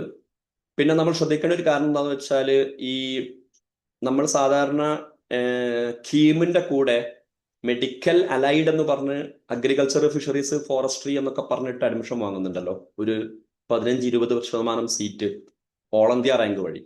അത് ഐക്കാർ വഴിയാണ്. ആ ഐക്കാർ വരുന്നത് CUT-യിലാണ്. അതുകൊണ്ട് അഗ്രികൾച്ചർ, ഫിഷറീസ്, ഫോറസ്ട്രി അത്തരം കോഴ്സുകളിലെ 15 അല്ലെങ്കിൽ 20% സീറ്റ് കിട്ടാൻ നമുക്ക് എന്ത് ചെയ്യാൻ പറ്റും, ഈ CUT ഉപകരിക്കും. ദെൻ മറ്റ് 85 അല്ലെങ്കിൽ 80% സീറ്റ് നമുക്കറിയാലോ അല്ലെ, നീറ്റിന്റെ ഓൾ ഇന്ത്യ റാങ്ക് വഴിയാണ്. അഗ്രികൾച്ചർ, ഫിഷറീസ്, ഫോറസ്ട്രി ഒക്കെ. ഈ ഒരു 20%-ലേക്ക് പരിഗണിക്കുകയാണെങ്കിൽ അത്തരം സ്ഥാപനങ്ങളെയും നമുക്ക് എന്ത് ചെയ്യാം, വേണമെങ്കിൽ CUT-യുടെ അണ്ടറിൽ എന്ന് വേണേ പറയാം. പൊതുവായിട്ട് പറയുമ്പോൾ സെൻട്രൽ യൂണിവേഴ്സിറ്റി ഓഫ് കേരള കാസർഗോഡാണുള്ളത്. നമുക്ക് വേണ്ട ഒരു കോഴ്സ് ഏതൊക്കെ യൂണിവേഴ്സിറ്റിയിൽ ഉണ്ട് നോക്കാൻ ആ യൂണിവേഴ്സിറ്റിന്റെ ഓരോന്ന് കയറി വെക്കണം, അല്ലെ വേറെ എന്തെങ്കിലും ഓപ്ഷൻ ഉണ്ടോ അതിന്? വേറെ റെഡിമെയ്ഡ് ആയിട്ടൊക്കെ ആരെങ്കിലും ഒക്കെ ഉണ്ടാക്കുന്നതുണ്ടാവും. ഇപ്പം പേപ്പറിലൊക്കെ അധിക ദിവസങ്ങളിൽ മലയാളത്തിലുള്ള ഏറെക്കുറെ എല്ലാ പേപ്പറിലും കീം, അതുപോലെ തന്നെ JEE, നീറ്റും ഒക്കെ അപ്ലിക്കേഷൻ വിളിക്കുന്ന സമയത്ത് ഡീറ്റെയിൽസ് വന്നതുപോലെ ഇതും വരുന്നുണ്ട് CUT-യും. അപ്പം ഇത് വലിയ ഒരു ലിസ്റ്റ് ആയതുകൊണ്ട് റെഡിമെയ്ഡ് ആയിട്ട് കിട്ടാൻ സാധ്യത കുറവാണ്. അപ്പം ഞാൻ നേരത്തെ കോഴ്സ് തീരുമാനിക്കുക എന്ന് ആവർത്തിച്ച് പറഞ്ഞു. ഇതിനെ മുന്നേ നിങ്ങൾ തീരുമാനിക്കേണ്ട ഒരു കാര്യമുണ്ട്. അതുമായി ബന്ധപ്പെട്ടതാണ് നിങ്ങൾ ഈ ചോദിച്ച ചോദ്യം. എന്ന് പറഞ്ഞാൽ നമ്മുടെ കരിയർ ഗോൾ എന്ത്, പഠിച്ച് താൻ ആരാവണം, ജോലി, പ്രൊഫഷൻ, എംപ്ലോയ്മെന്റ്, അത് ആദ്യം തീരുമാനിക്കണം. എന്നാലേ കോഴ്സ് തീരുമാനിക്കാൻ പറ്റുള്ളൂ. അങ്ങനെ നിങ്ങളൊരു സ്പെസിഫിക് കരിയർ ഗോൾ ഉണ്ടെങ്കിൽ ഇതിന് വലിയ പ്രയാസമൊന്നുമില്ല. ഒരാൾക്ക് അക്കൗണ്ടന്റ് ആവണമെന്ന ആഗ്രഹം, BCom ചെയ്യണം. അപ്പോൾ നിങ്ങൾ BCom-ന് ഇഷ്ടപ്പെട്ട കുറച്ച് സ്ഥാപനങ്ങൾ കാണുക, ആ യൂണിവേഴ്സിറ്റിയിൽ പോവുക, BCom-ന് ഏത് പേപ്പർ എഴുതേണ്ടതെന്ന് മനസ്സിലാക്കുക. ഇനി ഏത് സ്ഥാപനം തിരഞ്ഞെടുക്കണം എന്ന് നോക്കണമെങ്കിൽ NIRF എന്നൊരു സംവിധാനമുണ്ട്. NIRF, national institution ranking framework. അത് നോക്കിയാൽ ഇന്ത്യയിലെ പ്രധാനപ്പെട്ട സ്ഥാപനങ്ങളെ റാങ്ക് ചെയ്തിട്ടുണ്ടാവും. മാനേജ്മെന്റിന് എവിടെ, ഓക്കെ, സയൻസിന് എവിടെ, സോഷ്യൽ സയൻസിന് ഏതാണ് നല്ല സ്ഥാപനം എന്നൊക്കെ റാങ്ക് ചെയ്ത് നോക്കണ്ടാവും. അങ്ങനെയൊക്കെ നോക്കാം. അതുപോലെ യെസ്, യൂണിവേഴ്സിറ്റികളിൽ നമുക്കിപ്പോ ഇല്ലെന്ന് ഓപ്ഷൻ ഇല്ലെന്ന് കണ്ടെങ്കിൽ അതിന്റെ എക്സാം എഴുതണമെന്ന് പറഞ്ഞല്ലോ. അപ്പൊ അതിന്റെ ഡേറ്റ് ഒക്കെ എങ്ങനെ പബ്ലിഷ് ചെയ്യുന്നത്? അത് നമുക്ക് എങ്ങനെ അത് നിങ്ങൾക്ക് അഡ്മിറ്റ് കാർഡ് വരും, അതിലാണ് ഉണ്ടാവുക. അപ്പൊ നമുക്ക് ഏകദേശം പറയാനേ പറ്റുള്ളൂ മെയ് 11 മുതൽ എന്ന്. ആ യൂണിവേഴ്സിറ്റി നമ്മളിപ്പോ ജാമ്യക്കകത്ത് കെമിസ്ട്രി ഇല്ല നോക്കിയപ്പം, അപ്പൊ അത് അല്ല, അതിന് സെപ്പറേറ്റ് ജാമിയ മില്ലിയ ഇസ്ലാമിയയും അലിഗഡ് മുസ്ലിം യൂണിവേഴ്സിറ്റിയും CUET വരുന്നില്ലെങ്കിൽ അവർ സെപ്പറേറ്റ് അപ്ലിക്കേഷൻ വിളിക്കും. അത് നമ്മൾ അപ്ലിക്കേഷൻ കൊടുക്കണം. അവരെവിടെയാണോ നമുക്ക് സെന്റർ തരുന്നത് അവിടെ പോയിട്ട് എഴുതണം. ജാമിയ മില്ലിയൊക്കെ മിക്കവാറും അവിടെ തന്നെ പോയിട്ട് എഴുതേണ്ടി വരും. ജാമിയ മില്ലിയക്കും അലിഗഡിനൊക്കെ ചില സമയത്തൊക്കെ കേരളത്തിലൊക്കെ സെന്റർ ഉണ്ടാവാറുണ്ട്. സാർ, പിന്നെ അതുപോലെ ബിടെക്കിനേക്ക് നമുക്ക് CUT എഴുതിയിട്ട് മാത്രം കയറാൻ പറ്റും? ഇനി അതല്ല അങ്ങനെ കിട്ടുന്ന ഏതെങ്കിലും CUT വഴി അഡ്മിഷൻ ബിടെക്കിന് കിട്ടുന്ന സ്ഥാപനങ്ങളുണ്ട്. നമ്മൾ സാധാരണ പറയുന്ന BCom, BBA, BA, BSc 4 കോഴ്സുകൾ. BCom, BBA, BSc, BA 4 കോഴ്സുകൾ. ഇതാണ് കൂടുതലായിട്ടും അഡ്മിഷൻ കിട്ടുന്ന കോഴ്സ്. ഇതിന് പുറമെ വളരെ വ്യത്യസ്തമായ ഒരുപാട് കോഴ്സുകൾ CUT വഴി കൊടുക്കുന്നുണ്ട്. സർട്ടിഫിക്കറ്റ് കോഴ്സ് ഉണ്ട്, ഡിപ്ലോമ കോഴ്സ് ഉണ്ട്, അഡ്വാൻസ് ഡിപ്ലോമ കോഴ്സ് ഉണ്ട്, ബിടെക് ഉണ്ട്, BPharm ഉണ്ട്, വേറെയും ചില പാരാമെഡിക്കൽ കോഴ്സുകളൊക്കെ കൊടുക്കുന്നുണ്ട്. ഡിഗ്രിയും BEdും ഒന്നിച്ചുള്ള കോഴ്സുകളുണ്ട്. BBA, MBA, ഇന്റഗ്രേറ്റഡ് MBA കൊടുക്കുന്ന സ്ഥാപനങ്ങളുണ്ട്. BA, MA, BCom, MCom അത്തരം കോഴ്സുകൾ കൊടുക്കുന്ന സ്ഥാപനങ്ങളും ഉണ്ട്. ഇതിന് പുറമെ വ്യത്യസ്തമായ വേറെ പേരുകളിലൊക്കെ കോമൺ ആയിട്ട് MA, MCom, BA, BSc എന്ന് പറയാത്ത ചില കോഴ്സുകളുണ്ട്. ഇപ്പൊ SEAL, social economic administrative law, Pondicherry central യൂണിവേഴ്സിറ്റിയിൽ ഒരു കോഴ്സാണ്. അപ്പൊ നമ്മൾ എന്ത് ചെയ്യണം? നേരത്തെ പറഞ്ഞതുപോലെ കരിയർ ഗോൾ തീരുമാനിക്കുക. കരിയർ ഗോൾ തീരുമാനിച്ചാൽ കോഴ്സ് തീരുമാനിക്കാൻ കഴിയും. കോഴ്സ് തീരുമാനിച്ചിട്ട് സ്ഥാപനം തീരുമാനിക്കുക. സ്ഥാപനം തീരുമാനിച്ചു കഴിഞ്ഞാൽ സൈറ്റിൽ നോക്കുക, ഏത് സബ്ജക്ട് എഴുതാൻ തീരുമാനിക്കുക. സാറേ, ഈ ലിബറൽ ആർട്സ് കോഴ്സുകൾ സെൻട്രൽ യൂണിവേഴ്സിറ്റി കൊടുക്കുന്നുണ്ടോ? ഇന്റർനാഷണൽ റിലേഷനാ? അല്ല, ലിബറൽ ആർട്സ് ആയിട്ടുള്ള കോഴ്സുകൾ ഉണ്ടല്ലോ. ഈ സയൻസും ലിബറൽ ആർട്സ് നേരത്തെ പറഞ്ഞ ഞാൻ ഈ പ്രൈവറ്റ് യൂണിവേഴ്സിറ്റി പറഞ്ഞതിൽ അശോകയിലൊക്കെ വരുന്നുണ്ട്. സെൻട്രൽ യൂണിവേഴ്സിറ്റിയിൽ ഉണ്ടാവും. പക്ഷേ ഏത് യൂണിവേഴ്സിറ്റിയിൽ ഏത് കോഴ്സ് എന്ന് ക്രോസ് ചെക്ക് ചെയ്യണം. ഇന്റർ ഡിസിപ്ലിനറി കോഴ്സും ലിബറൽ ആർട്സും ഇത് രണ്ടും കൊടുക്കുന്ന സ്ഥാപനങ്ങൾ ഉണ്ടാവും. പക്ഷേ ഏതാണ് കോഴ്സ്, ഏതാണ് യൂണിവേഴ്സിറ്റി എന്ന് നോക്കിയാലേ പറയാൻ പറ്റുള്ളൂ. റെഡിമെയ്ഡ് ആയിട്ടുള്ള ഒരു ലിസ്റ്റ് ഞാൻ എടുത്തു വെച്ചിട്ടില്ല. സാർ, ഈ ഹ്യൂമാനിറ്റീസ് എടുത്തവർക്ക് മാത്സ് അല്ലെങ്കിൽ അപ്ലൈഡ് മാത്സ് എന്ന് പറഞ്ഞ സബ്ജക്ട് പഠിക്കാനില്ല. പക്ഷെ ഈ ഡൽഹി യൂണിവേഴ്സിറ്റി പോലുള്ള ചില യൂണിവേഴ്സിറ്റിയില് BA എക്കണോമിക്സ് എടുക്കണമെങ്കിൽ മാത്സ് അല്ലെങ്കിൽ അപ്ലൈഡ് മാത്സ് കമ്പൽസറി ആണ്. അപ്പൊ എന്താ ചെയ്യാന്ന് പറഞ്ഞാല് BSc എക്കണോമിക്സ് ഹോണേഴ്സിന് മാത്സ് ആവശ്യം ഉണ്ടാവും. ഹോണേഴ്സ് അല്ലാത്ത കോഴ്സ് കൊടുക്കുന്നവിടുത്ത് അതുപോലെ തന്നെ ഡൽഹി യൂണിവേഴ്സിറ്റി അല്ലെങ്കിൽ മറ്റു സ്ഥാപനങ്ങളിലൊക്കെ എന്ത് ചെയ്യാം, ഇയാള് BA എക്കണോമിക്സിന് ചെയ്യാന്നേ മാർഗമുള്ളൂ. അതിനുശേഷം BA എക്കണോമിക്സ് കഴിഞ്ഞാൽ പിന്നെ MAക്കൊക്കെ പോകുന്ന സമയത്ത് ഈ ഒരു പ്രശ്നം ഉണ്ടാവുകയുമില്ല. വേറൊരു മാർഗം എന്താന്ന് വെച്ചാൽ NIOS എന്നുള്ള സംവിധാനമാണ്, NIOS, national institute of open schooling. അതിൽ നിങ്ങൾക്ക് മാത്സ് മാത്രം എഴുതിയെടുക്കാനുള്ള അവസരവുമുണ്ട്. അപ്പൊ ഈ 2-3 കാര്യങ്ങൾ നിങ്ങൾക്ക് ചെയ്യാം. ഒന്ന്, ഹോണേഴ്സ് അല്ലാത്തത് വേറെ പറയുകയാണെങ്കിൽ മാത്സ് ആവശ്യമില്ലാത്ത ഡൽഹി യൂണിവേഴ്സിറ്റി സെൻട്രൽ യൂണിവേഴ്സിറ്റീസ് ഉണ്ട്, അവിടെ പോവുക. അല്ലെങ്കിൽ നിങ്ങൾ എന്ത് ചെയ്യാം, എവിടെയെങ്കിലും പോകുന്നു, ചെയ്യുന്നു, ദെൻ PGയിലേക്ക് ഡൽഹി യൂണിവേഴ്സിറ്റിയിലേക്കൊക്കെ മാറി വരുന്നു. അപ്പൊ അവിടെ +2 എന്ത് പഠിച്ചു എന്നുള്ളത് വിഷയം വരുന്നില്ല. മൂന്നാമത്തത്, നിങ്ങൾക്ക് ഡൽഹി യൂണിവേഴ്സിറ്റി ഹോണേഴ്സ് മാത്സ് ഉള്ളത് തന്നെ കിട്ടണമെന്നുണ്ടെങ്കിൽ മാത്സ് എഴുതിയെടുക്കാനുള്ള മാർഗമുണ്ട്. അതിന് NIOS എന്ന് പറയും. BSc ജോഗ്രഫിക്ക് ബെസ്റ്റ് കോളേജ് ഏതാ? ഐ മീൻ യൂണിവേഴ്സിറ്റി ഏതാ? ഏതാണ്? BSc geography. അത് ഞാൻ നേരത്തെ പറഞ്ഞ NIRF ഇല്ലേ, നിങ്ങൾ അതിലൊന്ന് നോക്കിയാൽ മതി. അതിൽ റാങ്കിങ് കൊടുത്തിട്ടുണ്ട്, ഗവൺമെന്റ് സംവിധാനമാണ്. ജസ്റ്റ് ഒന്ന് ഗൂഗിൾ ചെയ്താൽ മതി NIRF 2025 PDF എന്ന്. അപ്പൊ അതിൽ നിങ്ങൾക്ക് എല്ലാ ടൈപ്പ് കോഴ്സുകളും ബെസ്റ്റ് ഇൻസ്റ്റിറ്റ്യൂട്ട് എന്ന് പറഞ്ഞ് റാങ്ക് ചെയ്തിട്ട് കൊടുത്തിട്ടുണ്ടാവും. ജിയോഗ്രഫിക്ക് അല്ലെങ്കിൽ സോഷ്യൽ സയൻസിന്. ഓക്കെ, പിന്നെ പൊതുവായിട്ടൊരു കാര്യം പറയാവുന്ന എന്താണെന്ന് വെച്ചാൽ ഡൽഹി യൂണിവേഴ്സിറ്റിക്ക് കീഴിൽ വരുന്ന കോളേജുകളാണ് പല കോഴ്സുകൾക്കും ടോപ്പായിട്ട് വരുന്നത് റാങ്കിങ്ങിൽ. അതുകൊണ്ട് പൊതുവായിട്ട് വേണമെങ്കിൽ നമുക്ക് എന്ത് ചെയ്യാം, ഡൽഹി യൂണിവേഴ്സിറ്റിക്ക് കീഴിലുള്ള കോളേജുകൾ എന്ന് പറയാൻ പറ്റും. Hindu, Hansraj, Ramjas, Zakir Husain, Lady Shriram, Saint Stephen's എന്നൊക്കെ പറഞ്ഞിട്ട്. ഓക്കെ, പിന്നെ ഒറ്റ കാര്യം കൂടെ സൂചിപ്പിക്കുകയാണ്. ഡൽഹി യൂണിവേഴ്സിറ്റി എന്ന് പറയുമ്പോൾ അതിന്റെ കീഴിൽ 100-നടുത്ത് സ്ഥാപനങ്ങൾ വരുന്നുണ്ട്. ഓക്കെ, മറ്റ് യൂണിവേഴ്സിറ്റികൾ പൊതുവെ അങ്ങനെയല്ല. ഓക്കെ, ഇപ്പം Jamia Millia, Aligarh Muslim university, Banaras Hindu university, central university of Hyderabad, Pondicherry central university എന്നൊക്കെ പറയുന്ന സമയത്ത് കീഴിൽ കോളേജുകൾ പൊതുവെ കുറവായിരിക്കും, അല്ലെങ്കിൽ ഇല്ല എന്ന് തന്നെ പറയാം. ക്ലിയർ അല്ലേ? ഡൽഹി യൂണിവേഴ്സിറ്റി അങ്ങനെയല്ല. ഇപ്പം Kerala university, MG university, Calicut university ഒക്കെ നിങ്ങൾ കേട്ടിട്ടുണ്ട്. അതിന്റെ കീഴിലൊക്കെ ഒരുപാട് അഫിലിയേറ്റഡ് ഗവൺമെന്റ് കോളേജുകൾ, ഓട്ടോണമസ് പദവിയുള്ള കോളേജുകൾ, സെൽഫ് ഫിനാൻസ് കോളേജുകളൊക്കെ ഉണ്ട്. ഇതേപോലെ ഗവൺമെന്റ് കോളേജുകൾ അല്ലെങ്കിൽ അഫിലിയേറ്റഡ് കോളേജുകൾ ഡൽഹി യൂണിവേഴ്സിറ്റി കീഴിലുണ്ട്. പിന്നെ ഡൽഹി യൂണിവേഴ്സിറ്റി ടോപ്പ് എന്ന് പറയുന്ന സമയത്തും ശ്രദ്ധിക്കണം. ഞാൻ പറഞ്ഞല്ലോ 100ഓളം സ്ഥാപനങ്ങളെന്നും. ചില സ്ഥാപനങ്ങളൊക്കെ വളരെ റിമോട്ട് ഏരിയയിൽ ആയിരിക്കും, ഡൽഹി യൂണിവേഴ്സിറ്റി കീഴിലായിരിക്കും. പക്ഷെ നമ്മൾ ഈ പറയുന്ന Shriram college, Hansraj college, Hindu college എന്നൊക്കെ പറയുന്ന ഒരു ലെവലിലേക്കൊന്നും വന്നിട്ടുണ്ടാവില്ല. അത് നിങ്ങൾ എന്ത് ചെയ്യണം, അഡ്മിഷൻ കിട്ടുന്ന സമയത്ത് അല്ലെങ്കിൽ അപ്ലൈ ചെയ്യുന്ന സമയത്ത് ശ്രദ്ധിക്കണം. ഫർസാന എന്താണ് ഹോണേഴ്സ് കോഴ്സ് എന്ന് പറഞ്ഞാൽ എന്താണത്? അതായത് ഇപ്പോൾ ഏറെക്കുറെ ഹോണേഴ്സ് തന്നെയാണ് ഉള്ളത്. ഓക്കെ, ഞാൻ നേരത്തെ ജസ്റ്റ് ഒന്നതിൽ സൂചിപ്പിച്ചു, FYUGP എന്ന സംവിധാനം വന്നിട്ടുണ്ട്, 4 ഇയർ അണ്ടർ ഗ്രാജുവേറ്റ് പ്രോഗ്രാം. അപ്പോൾ എല്ലാവരും വിചാരിക്കും 4 ഇയർ എന്ന് പറയുമ്പോൾ ഇനിയിപ്പോൾ ഡിഗ്രി 4 വർഷം തന്നെ ഉള്ളൂ എന്ന്. അല്ല, നിങ്ങൾ +2 ശേഷം FYUGP 4 ഇയർ അണ്ടർ ഗ്രാജുവേറ്റ് പ്രോഗ്രാമിലേക്ക് ചേർന്നാൽ ഒരുപാട് എക്സിറ്റ് ഓപ്ഷൻ ഉണ്ട്. എക്സിറ്റ് ഓപ്ഷൻ എന്ന് പറഞ്ഞാൽ നിർത്തിപ്പോരുക എന്ന് പറഞ്ഞാൽ പഠിച്ചത് വെറുതെ ആവുന്നില്ല. 1 വർഷം കഴിഞ്ഞ് നിങ്ങൾ നിർത്തിപ്പോരുകയാണെങ്കിൽ നിങ്ങൾക്കൊരു സർട്ടിഫിക്കറ്റ് കിട്ടും. 2 വർഷം കഴിഞ്ഞ് നിങ്ങൾ പോരുകയാണെങ്കിൽ നിങ്ങൾക്കൊരു ഡിപ്ലോമ കിട്ടും. ഈ 2 സംവിധാനം കേരളത്തിൽ ഇല്ല കേട്ടോ, ശ്രദ്ധിക്കുക. കേരളത്തിന് പുറത്തൊക്കെ ഉണ്ടാവും. 3 വർഷം കഴിഞ്ഞ് പോരുകയാണെങ്കിൽ നിങ്ങൾക്ക് ഡിഗ്രി കിട്ടും. നമ്മൾ സാധാരണ പറയുന്ന ഡിഗ്രി ഇല്ലേ, BCom, BBA, BSc, BA എന്ന്. 4 വർഷം കഴിഞ്ഞാണ് നിങ്ങൾ പോരുന്നതെങ്കിൽ നിങ്ങൾക്ക് കിട്ടുന്ന ഡിഗ്രിയാണ് ഹോണേഴ്സ്. ഓക്കെ, 4 വർഷത്തെ ഡിഗ്രി നിങ്ങൾ ഹോണേഴ്സ് ചെയ്താൽ ഡിഗ്രിക്ക് ശേഷം നിങ്ങൾ PGക്ക് പോകുന്ന സമയത്ത് PG 1 വർഷം ചെയ്താൽ മതിയാവും. ഇപ്പൊ 4+1 5 ആയി ഡിഗ്രിയും PGയും കൂടെ.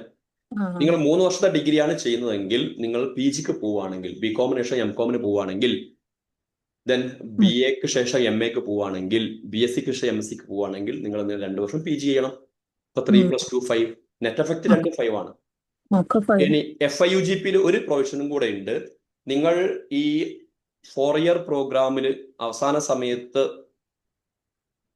ഒരു പേപ്പറൊക്കെ നിങ്ങൾ പ്രസന്റ് ചെയ്യാണ്, അവിടെ റിസർച്ച് സെന്റർ ഒക്കെ ഉണ്ടെങ്കിൽ നിങ്ങൾക്ക് എന്ത് ചെയ്യാൻ പറ്റും, ഹോണേഴ്സ് വിത്ത് റിസർച്ച് എന്നൊരു സർട്ടിഫിക്കറ്റ് കിട്ടും.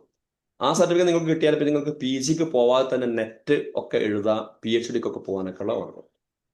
സാധാരണ PhDക്ക് പോകണമെങ്കിൽ PG വേണം പൊതുവെ. സാർ, പിന്നെ അഗ്രികൾച്ചറിൽ ഏത് പരീക്ഷയാണ്? അത് 3 പറഞ്ഞല്ലോ, ലാംഗ്വേജ്, അങ്ങനെ ജനറലി എന്നിട്ട് പിന്നെ ഇഷ്ടപ്പെട്ട സബ്ജക്ട്, ആ 3 ഐക്കാറിന്റെ സൈറ്റിൽ നോക്കണം. അത് ഞാൻ മനസ്സിലാക്കുന്നത് ഫിസിക്സ്, കെമിസ്ട്രി, ബയോളജി എന്നുള്ളതാണ്. അതുപോലെ തന്നെ അഗ്രികൾച്ചർ എന്നുള്ള ഒരു ഇതും പറയുന്നുണ്ട്. അഗ്രികൾച്ചർ എന്നുള്ള ഒരു പേപ്പർ സത്യത്തിൽ നമ്മൾ പൊതുവെ കേരളത്തിൽ അതില്ല. ഇപ്പൊ നേരത്തെ പറഞ്ഞ കാര്യം ശ്രദ്ധിക്കുക. നീറ്റിന് ഓൾ ഇന്ത്യ റാങ്ക് ഉണ്ട്, സ്റ്റേറ്റ് റാങ്ക് ഉണ്ട്. സ്റ്റേറ്റ് റാങ്ക് വഴിയാണ് കേരളത്തില് 85% സീറ്റ് ഫില്ല് ചെയ്യുക, MBBS, BDS, BHMS ഒക്കെ. അതേപോലെ തന്നെ അഗ്രികൾച്ചറും ഫിഷറീസും ഫോറസ്ട്രിയും ഒക്കെ. ബാക്കി 15% സീറ്റ് ഫില്ല് ചെയ്യുന്നത് ഓൾ ഇന്ത്യ റാങ്ക് വഴിയാണ്. എന്ന് പറഞ്ഞാൽ കോഴിക്കോട് ഗവൺമെന്റ് മെഡിക്കൽ കോളേജിൽ കുട്ടിക്ക് MBBSനും BDSനും ഒക്കെ ഓൾ ഇന്ത്യ റാങ്ക് വഴി 15% സീറ്റിലേക്ക് കയറാം. അതുപോലെ തന്നെ സ്റ്റേറ്റ് റാങ്ക് വഴി 85% സീറ്റിലേക്ക് കയറാം. ഇതേപോലെ അഗ്രികൾച്ചർ, ഫിഷറീസ്, ഫോറസ്ട്രിക്കൊക്കെ ഓൾ ഇന്ത്യ റാങ്ക് വഴി കയറാൻ പറ്റും. ആ ഓൾ ഇന്ത്യ റാങ്ക് എന്ന് പറഞ്ഞാൽ ഐക്കാർ ടെസ്റ്റ് വഴിയാണ്. ആ ഐക്കാർ ടെസ്റ്റ് സെപ്പറേറ്റ് ഇപ്പോൾ ഇല്ല. ആ ഐക്കാർ ടെസ്റ്റ് ഇപ്പോൾ CUET-യിലാണ്. അൻവർ സാറ് ഗ്രൂപ്പിലുണ്ട്. അപ്പം CUET-യിൽ അഗ്രികൾച്ചറിന് വേണ്ടിയിട്ട് ഏതാ എഴുതേണ്ടത് എന്ന് പറയാൻ പറ്റുമോ?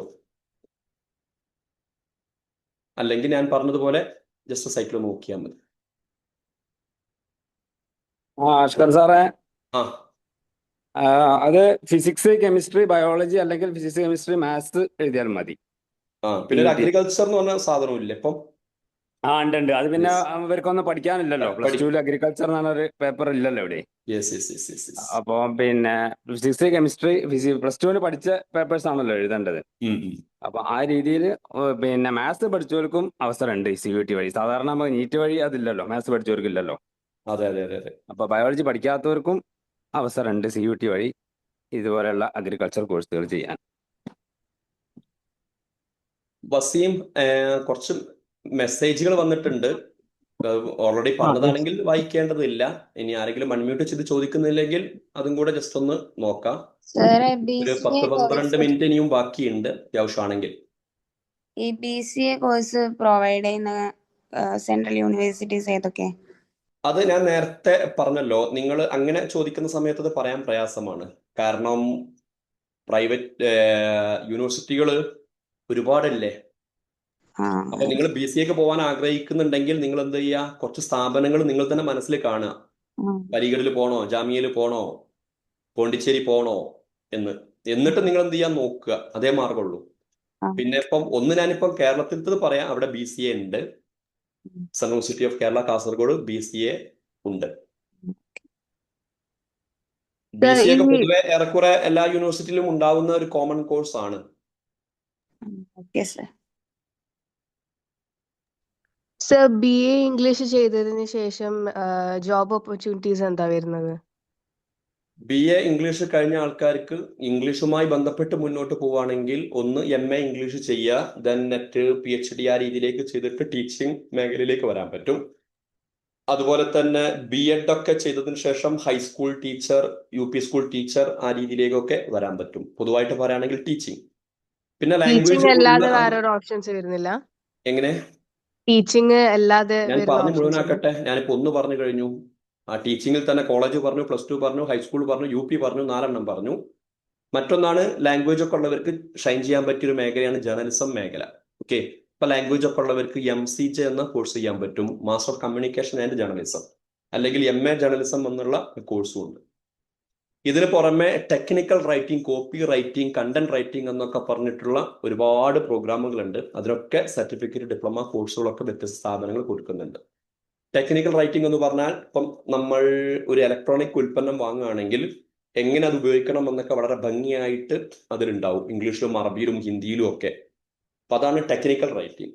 ദെൻ കണ്ടന്റ് റൈറ്റിംഗ് ഉണ്ട്. ഇപ്പൊ നമ്മൾ ഒരു കാര്യം ChatGPT-യോട് ചോദിച്ചാൽ, അല്ലെങ്കിൽ ഗൂഗിൾ ചെയ്താൽ, അല്ലെങ്കിൽ വിക്കിപീഡിയനോട് ചോദിച്ചാൽ നമുക്ക് തരുന്നുണ്ട്. ഈ രീതിയിൽ ഇൻഫർമേഷൻ കൊടുക്കുന്നതിനെയാണ് നമ്മൾ കണ്ടന്റ് റൈറ്റിംഗ് എന്ന് പറയാം. അതേപോലെ കോപ്പി റൈറ്റിംഗ് ഉണ്ട്. ദെൻ പരസ്യവാചകങ്ങളൊക്കെ ഉണ്ടാവും. ഇപ്പം ഏതൊരു കമ്പനിയെയും അട്രാക്ട് ചെയ്യുന്നത് അതിൻ്റെ ലോഗോ അല്ലെങ്കിൽ ട്രേഡ് മാർക്കിന്റെ കൂടെ ഒരു ആപ്തവാക്യം അവർക്ക് ഉണ്ടാവും. ഇത്തരം സംഗതികളൊക്കെ ഉണ്ടാക്കുന്ന പണിയൊക്കെ ലാംഗ്വേജ് മേഖലയിൽ വരുന്ന ആൾക്കാർക്ക് നല്ലതാണ്. ഒരു കാര്യം സാന്ദർഭികമായി സൂചിപ്പിക്കുകയാണ്, പരമ്പരാഗതമായിട്ട് നിങ്ങൾ പറഞ്ഞതുപോലെ ടീച്ചിങ്ങിലേക്കല്ലേ ഉള്ളതെന്ന് തോന്നി പോവാറുണ്ട്. വലിയ വലിയ മൾട്ടിനാഷണൽ കോർപ്പറേഷനിൽ എന്ന് പറഞ്ഞാൽ ഗൂഗിളിലും ഫേസ്ബുക്കിലും മെറ്റയിലും ഒക്കെ നമുക്ക് ജോലി കിട്ടാൻ ഇംഗ്ലീഷും അറബിയും ഈവൻ മലയാളം പഠിച്ചാൽ പോലും ഓപ്ഷൻ ഉണ്ട്. കാരണം ഈ AI ടൂൾസിലൊക്കെ ലാംഗ്വേജ് വളരെ പ്രധാനപ്പെട്ട സംഗതിയാണല്ലോ. പ്രോംപ്റ്റ് എഞ്ചിനീയറിംഗ് ഒക്കെ ഇട്ടിട്ടുണ്ടല്ലോ. അപ്പൊ അതേപോലെ പ്രോംപ്റ്റ് ചെയ്യാനൊക്കെ ലാംഗ്വേജ് ആണ് വേണ്ടത്. അതിൽ വളരെ വിശാലമായ സാധ്യതകളുണ്ട്. ആൾക്കാർ പറയും AI വരുവാണ്, ലാംഗ്വേജ് ഒന്നും കാര്യമല്ല, ഹ്യൂമാനിറ്റീസിനൊന്നും കാര്യമല്ല, സയൻസ് പഠിച്ചിട്ടൊക്കെ കാര്യമുള്ളൂ. ഇപ്പൊ സയൻസ് പഠിക്കുകയാണെങ്കിൽ തന്നെ എഞ്ചിനീയറിംഗിന് പോയിട്ടേ കാര്യമുള്ളൂ എന്നൊക്കെ ചില ആൾക്കാർ പറയും. എഞ്ചിനീയറിംഗിന് പോവുകയാണെങ്കിൽ തന്നെ AI പഠിച്ചിട്ട് മാത്രമേ കാര്യമുള്ളൂ എന്നൊക്കെ പറയും. അങ്ങനെയൊന്നുമല്ല. അടിസ്ഥാനപരമായി എല്ലാ ജോലികളും അവിടെ ഉണ്ട്. AI നമ്മുടെ ജോലികൾ ഇല്ലാതാക്കുന്നില്ല, കംപ്ലീറ്റ് ആയിട്ട് ഇല്ലാതാക്കുന്നില്ല. AI നമ്മുടെ ജോലികളൊക്കെ എളുപ്പമാക്കുകയാണ് ചെയ്യുന്നത്. അതുകൊണ്ട് ഇംഗ്ലീഷ് പഠിക്കുന്ന ഒരാളും AI-ൽ എക്സ്പേർട്ട് ആയിരിക്കേണ്ടി വരും.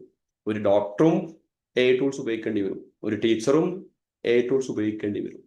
അപ്പോൾ വളരെ വിശാലമായ സാധ്യതകൾ ഉണ്ട് ടീച്ചിങ്ങിന് പുറമെ ലാംഗ്വേജ് കഴിഞ്ഞ ആൾക്കാർക്ക്. സാർ BA ഇംഗ്ലീഷ് നമ്മൾ കോഴ്സ് ചെയ്യണമെങ്കിൽ ഡൽഹിയിൽ 3 ഡൊമൈൻ സബ്ജക്റ്റും ഇംഗ്ലീഷും മാത്രം മതി. പക്ഷേ ബാക്കിയുള്ള യൂണിവേഴ്സിറ്റി വരുമ്പോൾ നിങ്ങളിപ്പോ ഏതാ പറഞ്ഞത്? BA English. അല്ല, BA ഇംഗ്ലീഷ് ഏത് എഴുതണമെന്ന് ഏത് യൂണിവേഴ്സിറ്റിയിലാ പറഞ്ഞത് നിങ്ങൾ? ഞാൻ കേട്ടില്ല. ഡൽഹി. അവിടെ നമ്മൾ സബ്ജക്റ്റ് കോമ്പിനേഷൻ നോക്കുമ്പോൾ ഇംഗ്ലീഷും പിന്നെ 3 ഡൊമൈൻ സബ്ജക്റ്റും മതി. പക്ഷേ ബാക്കിയുള്ള യൂണിവേഴ്സിറ്റിയിൽ ഇംഗ്ലീഷും ജനറലും മാത്രം നോക്കുള്ളൂ. അപ്പൊ നമ്മൾ എല്ലാ യൂണിവേഴ്സിറ്റിയും ഇംഗ്ലീഷും ജനറലും മാത്രമേ നോക്കുള്ളൂ? നിങ്ങൾ നോക്കിയിട്ടാണോ പറയുന്നത്? അതെ. അപ്പൊ നമ്മൾ ഡൊമൈൻ സബ്ജക്റ്റ് എഴുതിയാൽ കുഴപ്പമുണ്ടോ ഈ യൂണിവേഴ്സിറ്റിക്കൊക്കെ?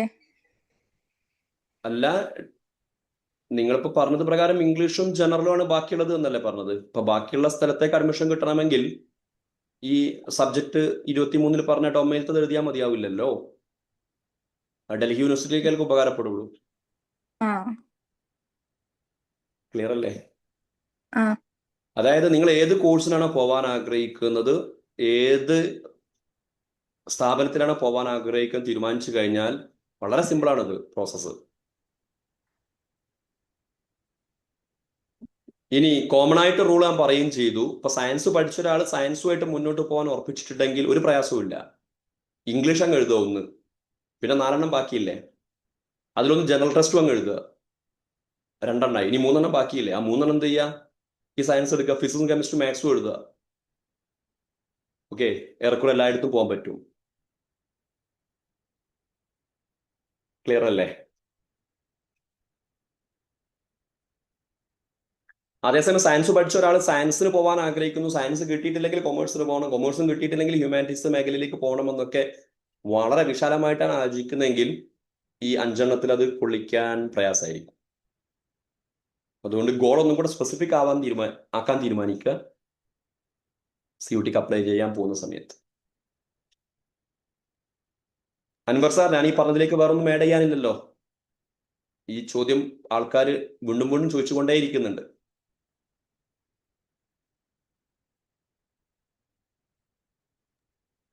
എന്താ ചോദിച്ചത് സാറേ? അല്ല, ഈ എഴുതുന്നതുമായി ബന്ധപ്പെട്ട് വേറൊന്നും പറയാനില്ലല്ലോ നമുക്ക്. അതത് സ്ഥാപനത്തിൽ പോവുക, നോക്കുക. അത്രേ ഉള്ളൂ. ഇത് സാറ് പറഞ്ഞ പോലെ ഈ കോമ്പിനേഷൻ എഴുതി കഴിഞ്ഞാൽ ഒരു എല്ലാ ഓപ്ഷൻസും എക്സ്പ്ലോർ ചെയ്യാൻ പറ്റുമല്ലോ. അതെ. അതായത് +2 പഠിച്ച 3 പേപ്പർ എന്തായാലും എഴുതുക, പിന്നെ ജനറൽ പേപ്പർ ഇംഗ്ലീഷും.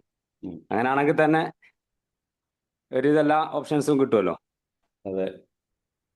അപ്പൊ പിന്നെ പ്രശ്നമൊന്നും വരേണ്ടതില്ല ഒരു യൂണിവേഴ്സിറ്റിക്ക്. പിന്നെ സ്പെസിഫിക് ആയിട്ട് ഏതെങ്കിലും പ്രോഗ്രാമുകൾ നോക്കുന്നുണ്ടെങ്കിൽ അതിന്റെ പേപ്പേഴ്സ് എഴുതുക എന്ന് പറയാൻ പറ്റും. അതെ. ഇപ്പൊ ചില ആൾക്കാർ ഇന്റഗ്രേറ്റഡ് BEdനൊക്കെ പോകാൻ ആഗ്രഹിക്കുന്നുണ്ടെങ്കിൽ അധിക സ്ഥാപനങ്ങളിൽ ജനറൽ ടെസ്റ്റ് ആണ് ചോദിക്കുന്നത്. അതുപോലെ BA MBA കൊടുക്കുന്ന സ്ഥാപനങ്ങളിലും പൊതുവെ ജനറൽ ടെസ്റ്റ് ആണ് ചോദിക്കുന്നത്. അതുപോലെ പല ഇന്റഗ്രേറ്റഡ് കോഴ്സുകളുണ്ട്, BA MA ഒന്നിച്ച് കിട്ടുക, അവിടെയൊക്കെ പൊതുവെ ജനറൽ ടെസ്റ്റ് ആണ് ചോദിക്കുന്നത്. ആ അർത്ഥത്തിലാണ് നമ്മൾ 5-ൽ 1 ജനറൽ ടെസ്റ്റ് നല്ലതാണെന്ന് പറയുന്നത്. നീ പറഞ്ഞ ടൈപ്പ് കോഴ്സിലേക്ക് ഒരാൾ പോകാൻ ആഗ്രഹിക്കുന്നില്ലെങ്കിൽ ജനറൽ ടെസ്റ്റ് എഴുതേണ്ട ആവശ്യവുമില്ല.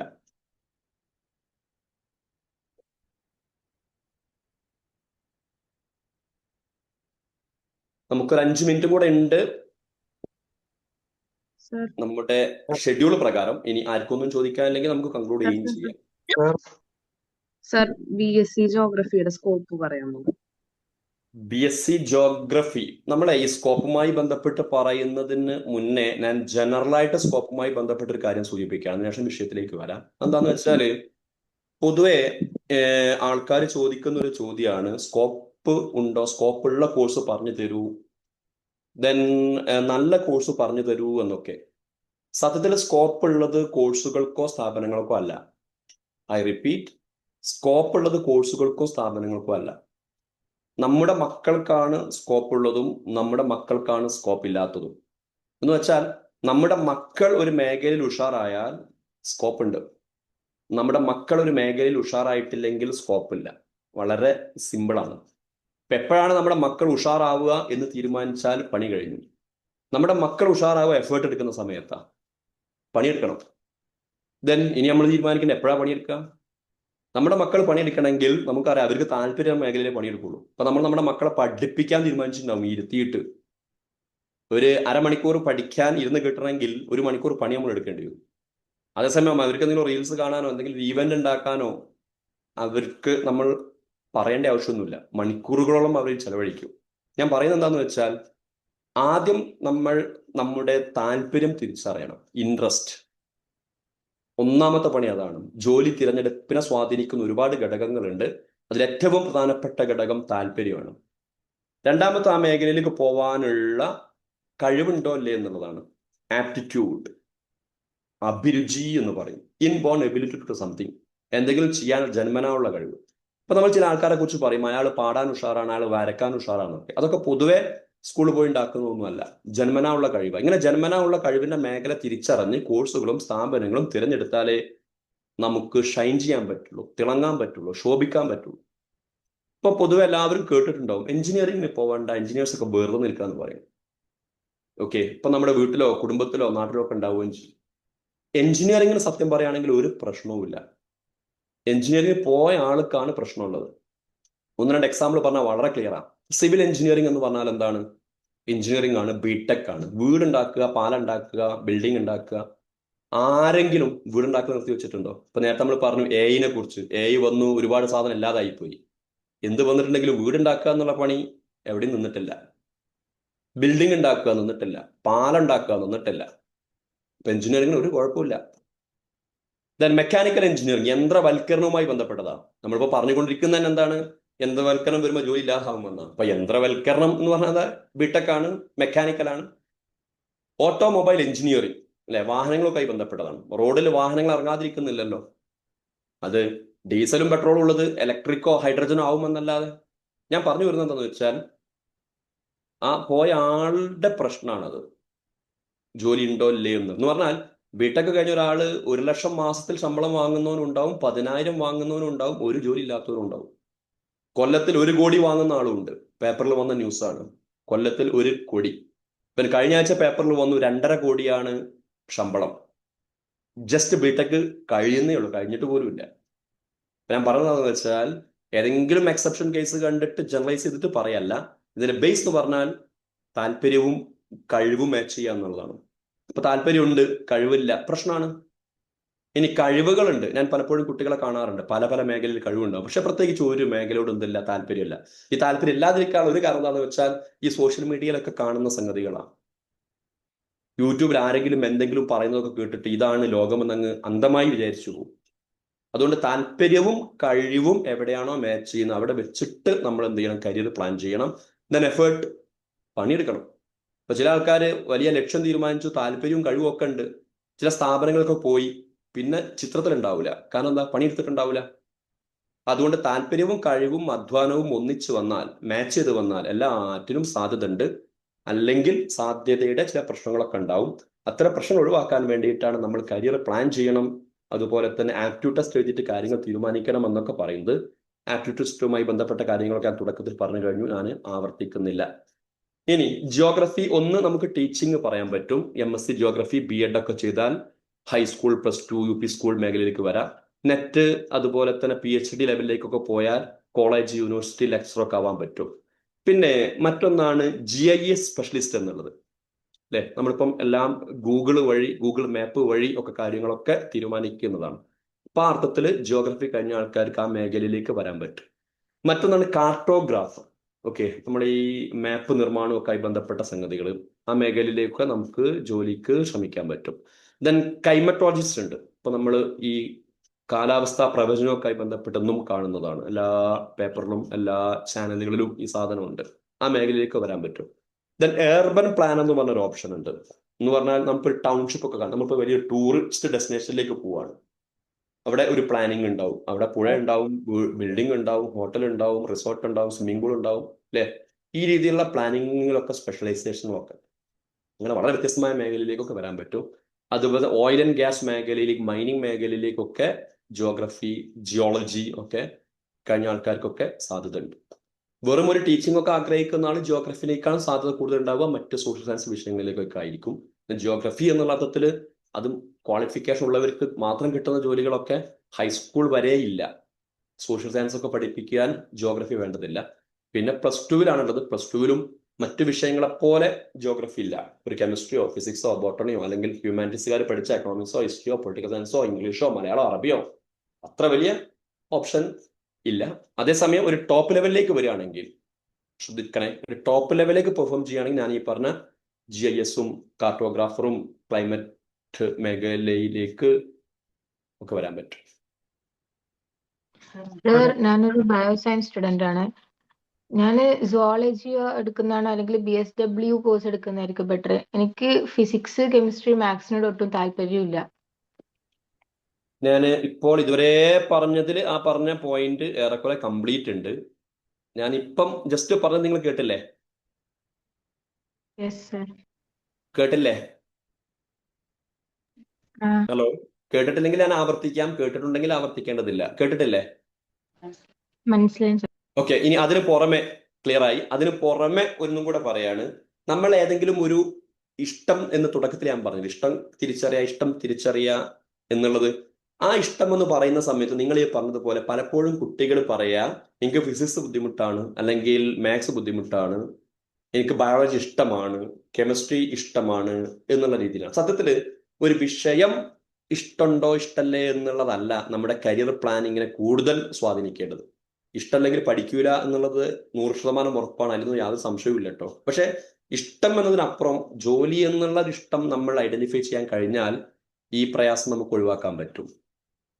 ക്ലിയർ അല്ലേ? അതുകൊണ്ട് നിങ്ങൾ പഠനം എന്ന് പറഞ്ഞാൽ +2 ശേഷം ഒരു 5-6 വർഷമൊക്കെ ഉണ്ടാവുള്ളൂ, അല്ലെങ്കിൽ ഒരു 4-5 വർഷമൊക്കെ ഉണ്ടാവുള്ളൂ. ജോലി അങ്ങനെയല്ല, ഒരുപാട് കാലം ഉണ്ടാവും. അതുകൊണ്ട് ജോലി എന്നുള്ള അർത്ഥത്തിൽ ക്ലിയർ, ഒരു ഇഷ്ടം കണ്ടെത്തിയാൽ ഈ പ്രശ്നം നിങ്ങൾക്ക് പരിഹരിക്കാൻ പറ്റും. ഓക്കെ, അതുകൊണ്ട് ഞാൻ BSc ബോട്ടണിയോ സുവോളജിക്കോ പോകണോ അല്ല BSW പോകണോ എന്ന് ആലോചിക്കുന്ന സമയത്ത് പ്രശ്നമുണ്ട് ആൻസർ പറയുന്ന സമയത്ത്. ഇനി ഞാൻ നിങ്ങൾക്ക് വേണമെങ്കിൽ ഒരു ആൻസർ പറയാം. എന്താന്ന് വെച്ചാൽ, നിങ്ങൾ ഈ പറഞ്ഞ BSW ഉണ്ടല്ലോ, അത് സോഷ്യൽ വർക്ക് മേഖലയാണ്. സോഷ്യൽ വർക്ക് മേഖലയിൽ ജോലി ചെയ്യാൻ നമുക്ക് വേണ്ടത് MSW ആണ്, master of social work. Master of social work ചെയ്യാൻ ഏതെങ്കിലും ഒരു ഡിഗ്രി വേണം. ആ ഏതെങ്കിലും ഒരു ഡിഗ്രി എന്നുള്ളത് ഏത് ഡിഗ്രിയും ആവാം, BSW തന്നെ ആവണമെന്നില്ല. നിങ്ങൾക്ക് ഇഷ്ടപ്പെട്ട സയൻസ് വിഷയങ്ങളിൽ ഏതെങ്കിലും ഒന്ന് ചെയ്താൽ മതി. BSc ഉടനെ MSW പോവാ. അപ്പൊ നിങ്ങളുടെ ഇഷ്ടപ്പെട്ട വിഷയത്തിൽ ഒരു ഡിഗ്രിയുമായി ഇഷ്ടപ്പെട്ട പ്രൊഫഷനിലേക്ക് BScക്ക് ശേഷം പോവുകയുമാവാം. ഇവിടെ ഒരു ചെറിയ പ്രശ്നം എന്താണെന്ന് വെച്ചാൽ ഉണ്ടാവുക, നിങ്ങൾ ഡിഗ്രി കഴിഞ്ഞ് MSWക്ക് പോകുന്ന സമയത്ത് പ്രധാനപ്പെട്ട നല്ല നല്ല സ്ഥാപനങ്ങളിലൊക്കെ എൻട്രൻസ് എക്സാം ഉണ്ടാവും. ആ എൻട്രൻസ് എക്സാമിന് കൂടുതൽ ചോദ്യവും സോഷ്യൽ വർക്കുമായി ബന്ധപ്പെട്ടതായിരിക്കും. അപ്പൊ BSW കഴിഞ്ഞ ഒരു കുട്ടിയാണെങ്കിൽ അത് എളുപ്പമായിരിക്കും. BSc ബോട്ടണി സുവോളജി കഴിഞ്ഞ ആൾക്ക് അത് എളുപ്പമായിരിക്കില്ല. അവരതിനു വേണ്ടി പണി വേറെ എടുക്കേണ്ടി വരും. ക്ലിയർ അല്ലേ? Hello sir. യെസ്, ചോദിച്ചോളൂ മുഹമ്മദ്. സാർ, അത് ഡൽഹി യൂണിവേഴ്സിറ്റിയിൽ CUETക്ക് ശേഷം CSAS എന്നൊരു സിസ്റ്റം ഉണ്ടായിരുന്നു, കോമൺ സീറ്റിംഗ് അലോക്കേഷൻ സിസ്റ്റം. അതൊന്ന് എക്സ്പ്ലെയിൻ ചെയ്യാം. യെസ്, അത് ഞാൻ നേരത്തെ പറഞ്ഞില്ലേ, മറ്റ് യൂണിവേഴ്സിറ്റിക്ക് ആകുന്ന സമയത്ത് സീറ്റ് അലോട്ട്മെന്റ് എന്ന് പറഞ്ഞ വലിയ ഒരു പ്രോസസ്സിന്റെ പ്രശ്നം വരുന്നില്ല. Central university Hyderabad, Pondicherry central university എന്നൊക്കെ പറയുന്ന സമയത്ത് ഡൽഹി യൂണിവേഴ്സിറ്റി അങ്ങനെ അല്ലല്ലോ, ഒരുപാട് സ്ഥാപനങ്ങൾ ഉണ്ടല്ലോ. ആ പ്രോസസ്സാണ് ഇത്. ഉദാഹരണം പറയുകയാണെങ്കിൽ നീറ്റ് അല്ലെ, medical council all India allotment നടത്തുന്നുണ്ടല്ലോ. അതുപോലെ ജോസ എന്ന് പറഞ്ഞിട്ട് JEE എഴുതിയ ആൾക്കാർക്ക് അഡ്മിഷൻ പ്രോസസ്സ് ഉണ്ടല്ലോ. അതേപോലെ ഡൽഹി യൂണിവേഴ്സിറ്റി അതിന്റെ കീഴിലുള്ള സ്ഥാപനങ്ങളിലേക്ക് അഡ്മിഷൻ കിട്ടുന്ന ഇത് ഈ ഒരു അലോക്കേഷൻ പ്രോസസ്സിലൂടെയാണ്. അപ്പോ അതനുസരിച്ചായിരിക്കും ഏത് കോളേജിലാണ് കിട്ടണത്. ഇപ്പൊ നമ്മൾ +1 അഡ്മിഷൻ കൊടുക്കുന്ന സമയത്ത് നമ്മൾ ഇഷ്ടപ്പെട്ട കോഴ്സുകൾ, ഇഷ്ടപ്പെട്ട സ്ഥാപനങ്ങൾ 1 2 3 4 5 എന്ന് എഴുതലല്ലേ? അതേപോലെയാണ് ഇവിടെ ചെയ്യേണ്ടത്. അപ്പൊ നമുക്കിപ്പോ ഒരു കോളേജ് അവിടെ ഇഷ്ടപ്പെടുകയാണെങ്കിൽ അതിലേക്ക് പ്രിഫർ ചെയ്യാൻ എന്തായിരിക്കും വഴി? ഏറ്റവും ആദ്യത്തെ അത് കൊടുക്കുക. ഓക്കെ ഇപ്പൊ മനസ്സിലായി. ഓക്കെ, നിങ്ങൾ ഹിന്ദു കോളേജിൽ ഒരു കോഴ്സ് ആഗ്രഹിക്കുന്നു, നിങ്ങളുടെ ഏറ്റവും ഇഷ്ടപ്പെട്ട കോഴ്സും ഏറ്റവും ഇഷ്ടപ്പെട്ട സ്ഥാപനമാണെങ്കിൽ ആദ്യം അത് കൊടുക്കുക. 2 3 4 താഴേക്ക് കൊടുക്കുക. അപ്പൊ നിങ്ങൾക്ക് കോഴ്സാണ് ഇഷ്ടം, സ്ഥാപനമാണ് ഇഷ്ടം എന്ന് പിന്നെ തീരുമാനിക്കണം. ഓക്കെ സാർ, വേറൊരു ഡൗട്ട് ഉണ്ട്. ഇപ്പൊ CUETക്ക് അപ്ലൈ ചെയ്യാൻ വേണ്ടി എന്തെല്ലാം ഡോക്യുമെന്റ്സ് വേണം? നമുക്ക് വേണ്ട ഡോക്യുമെന്റ്സ് 1 നിങ്ങളുടെ ഫോട്ടോ വേണം, 2 നിങ്ങളുടെ സൈന് വേണം, 3 ആധാർ കോപ്പി വേണം. ഓക്കെ, അതാണ് നിർബന്ധമായിട്ടും വേണ്ടത്. മറ്റ് ഡോക്യുമെന്റ്സ് ഒക്കെ ആവശ്യമുണ്ട്, അതൊക്കെ അപ്ലിക്കേഷൻ കൊടുക്കുന്ന സമയത്ത് ഇല്ലെങ്കിലും നിങ്ങളൊരു അഫിഡവിറ്റ് കൊടുത്താൽ മതി, ഒരു പ്രസ്താവന കൊടുത്താൽ മതി. അഡ്മിഷൻ സമയത്തേക്കാണ് നോൺ ക്രീമിലിയർ ഇൻകം ആ രീതിയിലേക്കുള്ള സംഗതികളൊക്കെ വേണ്ടത്. പിന്നെ സ്റ്റേറ്റ് സിലബസിൽ 10ാം ക്ലാസ് കഴിഞ്ഞ കുട്ടികളെ സംബന്ധിച്ചിടത്തോളം നേറ്റിവിറ്റി കമ്മ്യൂണിറ്റി ഒക്കെ ഓൾറെഡി അതിൽ വരുന്നുണ്ട്. അതുകൊണ്ട് വലിയൊരു പ്രശ്നം വരുന്നില്ല. Okay okay. Sir, CUT exam കഴിഞ്ഞ റിസൾട്ട് വന്നതിന് ശേഷം ഏത് കോളേജിലേക്കാന്നുള്ളത് ഓരോ കോളേജിലെ യൂണിവേഴ്സിറ്റിയിലേക്ക് നമ്മൾ വേറെ വേറെ അപ്ലൈ ചെയ്യണോ? എങ്ങനെയാണത്? യെസ്. അതുകൊണ്ടാണ് ഞാൻ നേരത്തെ പറഞ്ഞത്, CUT എക്സാം എഴുതിയാൽ നിങ്ങളുടെ പണി കഴിയുന്നില്ല, CUT എക്സാം എഴുതിയാൽ നമ്മുടെ പണി തുടങ്ങുന്നേ ഉള്ളൂ എന്ന്. അത് സത്യം പറയുകയാണെങ്കിൽ ഈ ഒരു CUT-യുടെ ഒരു പരിമിതിയുമാണ്. കാരണം കോമൺ ആയിട്ടൊരു എൻട്രൻസ് വന്നു, എന്നിട്ട് നമ്മൾ എന്ത് ചെയ്യണം, പഴയതുപോലെ തന്നെ ഓരോ സ്ഥാപനങ്ങളിലേക്കും അപ്ലിക്കേഷൻ ഫോം കൊടുക്കണം, ഫീസും കൊടുക്കണം. അത് ഇഷ്ടപ്പെട്ട യൂണിവേഴ്സിറ്റി തെരഞ്ഞെടുത്തിട്ട് അല്ലാണ്ട് മൊത്തത്തിൽ ഇല്ലല്ലേ? ഇല്ല, സെൻട്രലൈസ്ഡ് പ്രോസസ് ഇല്ല. ഓക്കെ.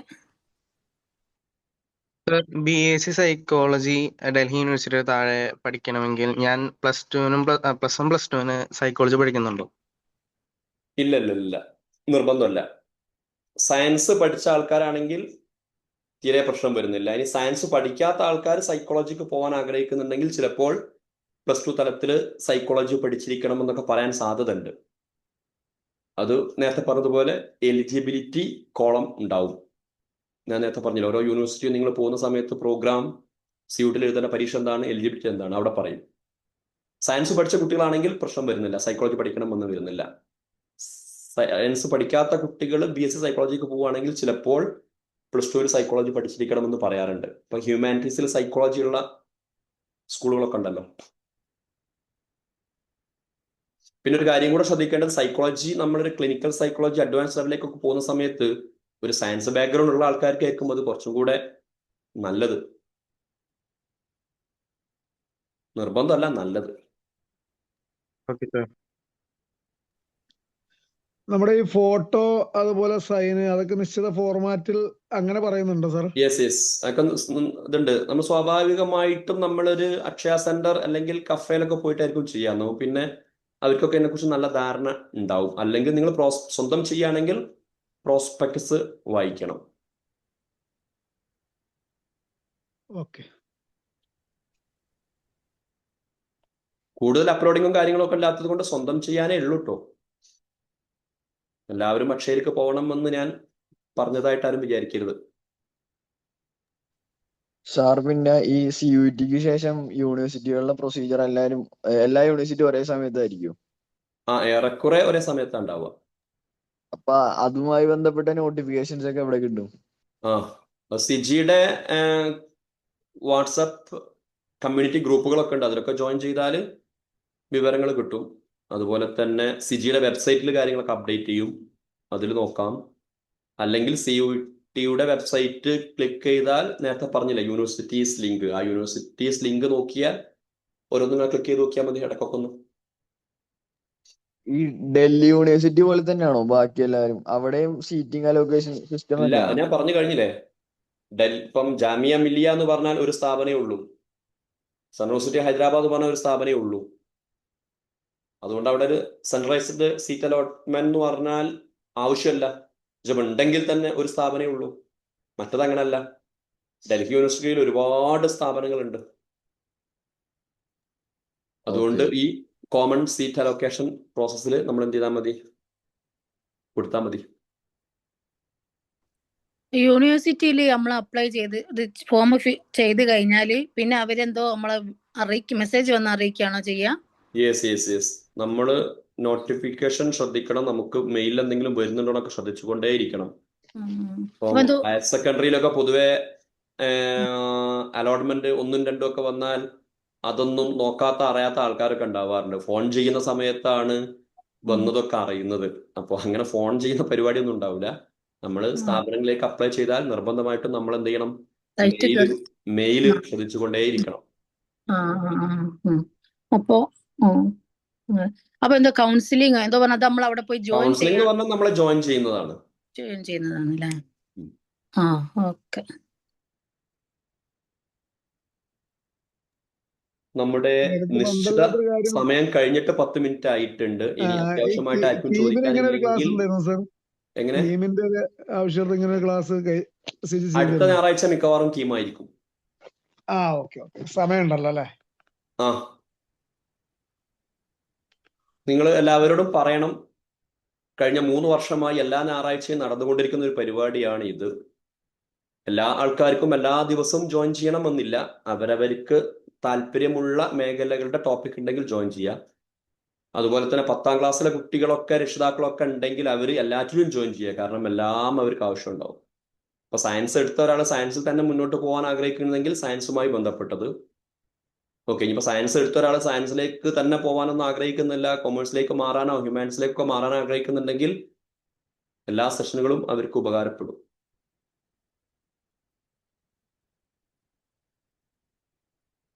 വസീം, ഓക്കെ സാർ, അങ്ങനെയാണെങ്കിൽ നമുക്ക് കൺക്ലൂഡ് ചെയ്യാൻ തോന്നുന്നുണ്ട്. അൻവർ സാർ ഒന്നും ആഡ് ചെയ്യാനില്ലല്ലോ? വേറെ ആരെങ്കിലും ഗ്രൂപ്പിലുണ്ടോ? സക്കറിയ സാർ എന്തോന്ന് ആഡ് ചെയ്യുന്നുണ്ട്? പറഞ്ഞോളൂ സാർ. ഇല്ല, നേരത്തെ ഒന്നും ആഡ് ചെയ്യാനില്ല. എല്ലാം സമഗ്രമായിട്ട് വന്നിട്ടുണ്ട്. ഏറ്റവും ആവശ്യമുള്ള സാധനമായതുകൊണ്ട് സ്റ്റുഡൻസ് എല്ലാം കയറിയിട്ടുണ്ട്. പിന്നെ നേരത്തെ ഇന്റർ ഡിസിപ്ലിനറി ആരോ ചോദിച്ചിരുന്നു. അതിന്റെ ഉത്തരം അതിന് മുമ്പ് തന്നെ പറഞ്ഞു. ഇന്റർ ഡിസിപ്ലിനറി അല്ല ചോദിച്ചത്, അവർ ലിബറൽ ആർട്സ് ആണ് ചോദിച്ചത്. ഓക്കെ, ഇന്റർ ഡിസിപ്ലിനറി ആയത് തൊട്ട് മുമ്പ് പറഞ്ഞതിലുണ്ടായിരുന്നു. അതായത് നമ്മുടെ പോണ്ടിച്ചേരിയുടെ MSc പറഞ്ഞല്ലോ. നല്ലൊരു മാതൃകയാണ്. ശരി, ഓക്കെ, അങ്ങനെയാണല്ലോ അവസാനിപ്പിക്കാൻ തോന്നുന്നു. സാർ അവസാനിപ്പിക്കല്ലേ? ഓക്കെ, ഈ ഇന്നത്തെ സെക്ഷൻ വളരെ നല്ല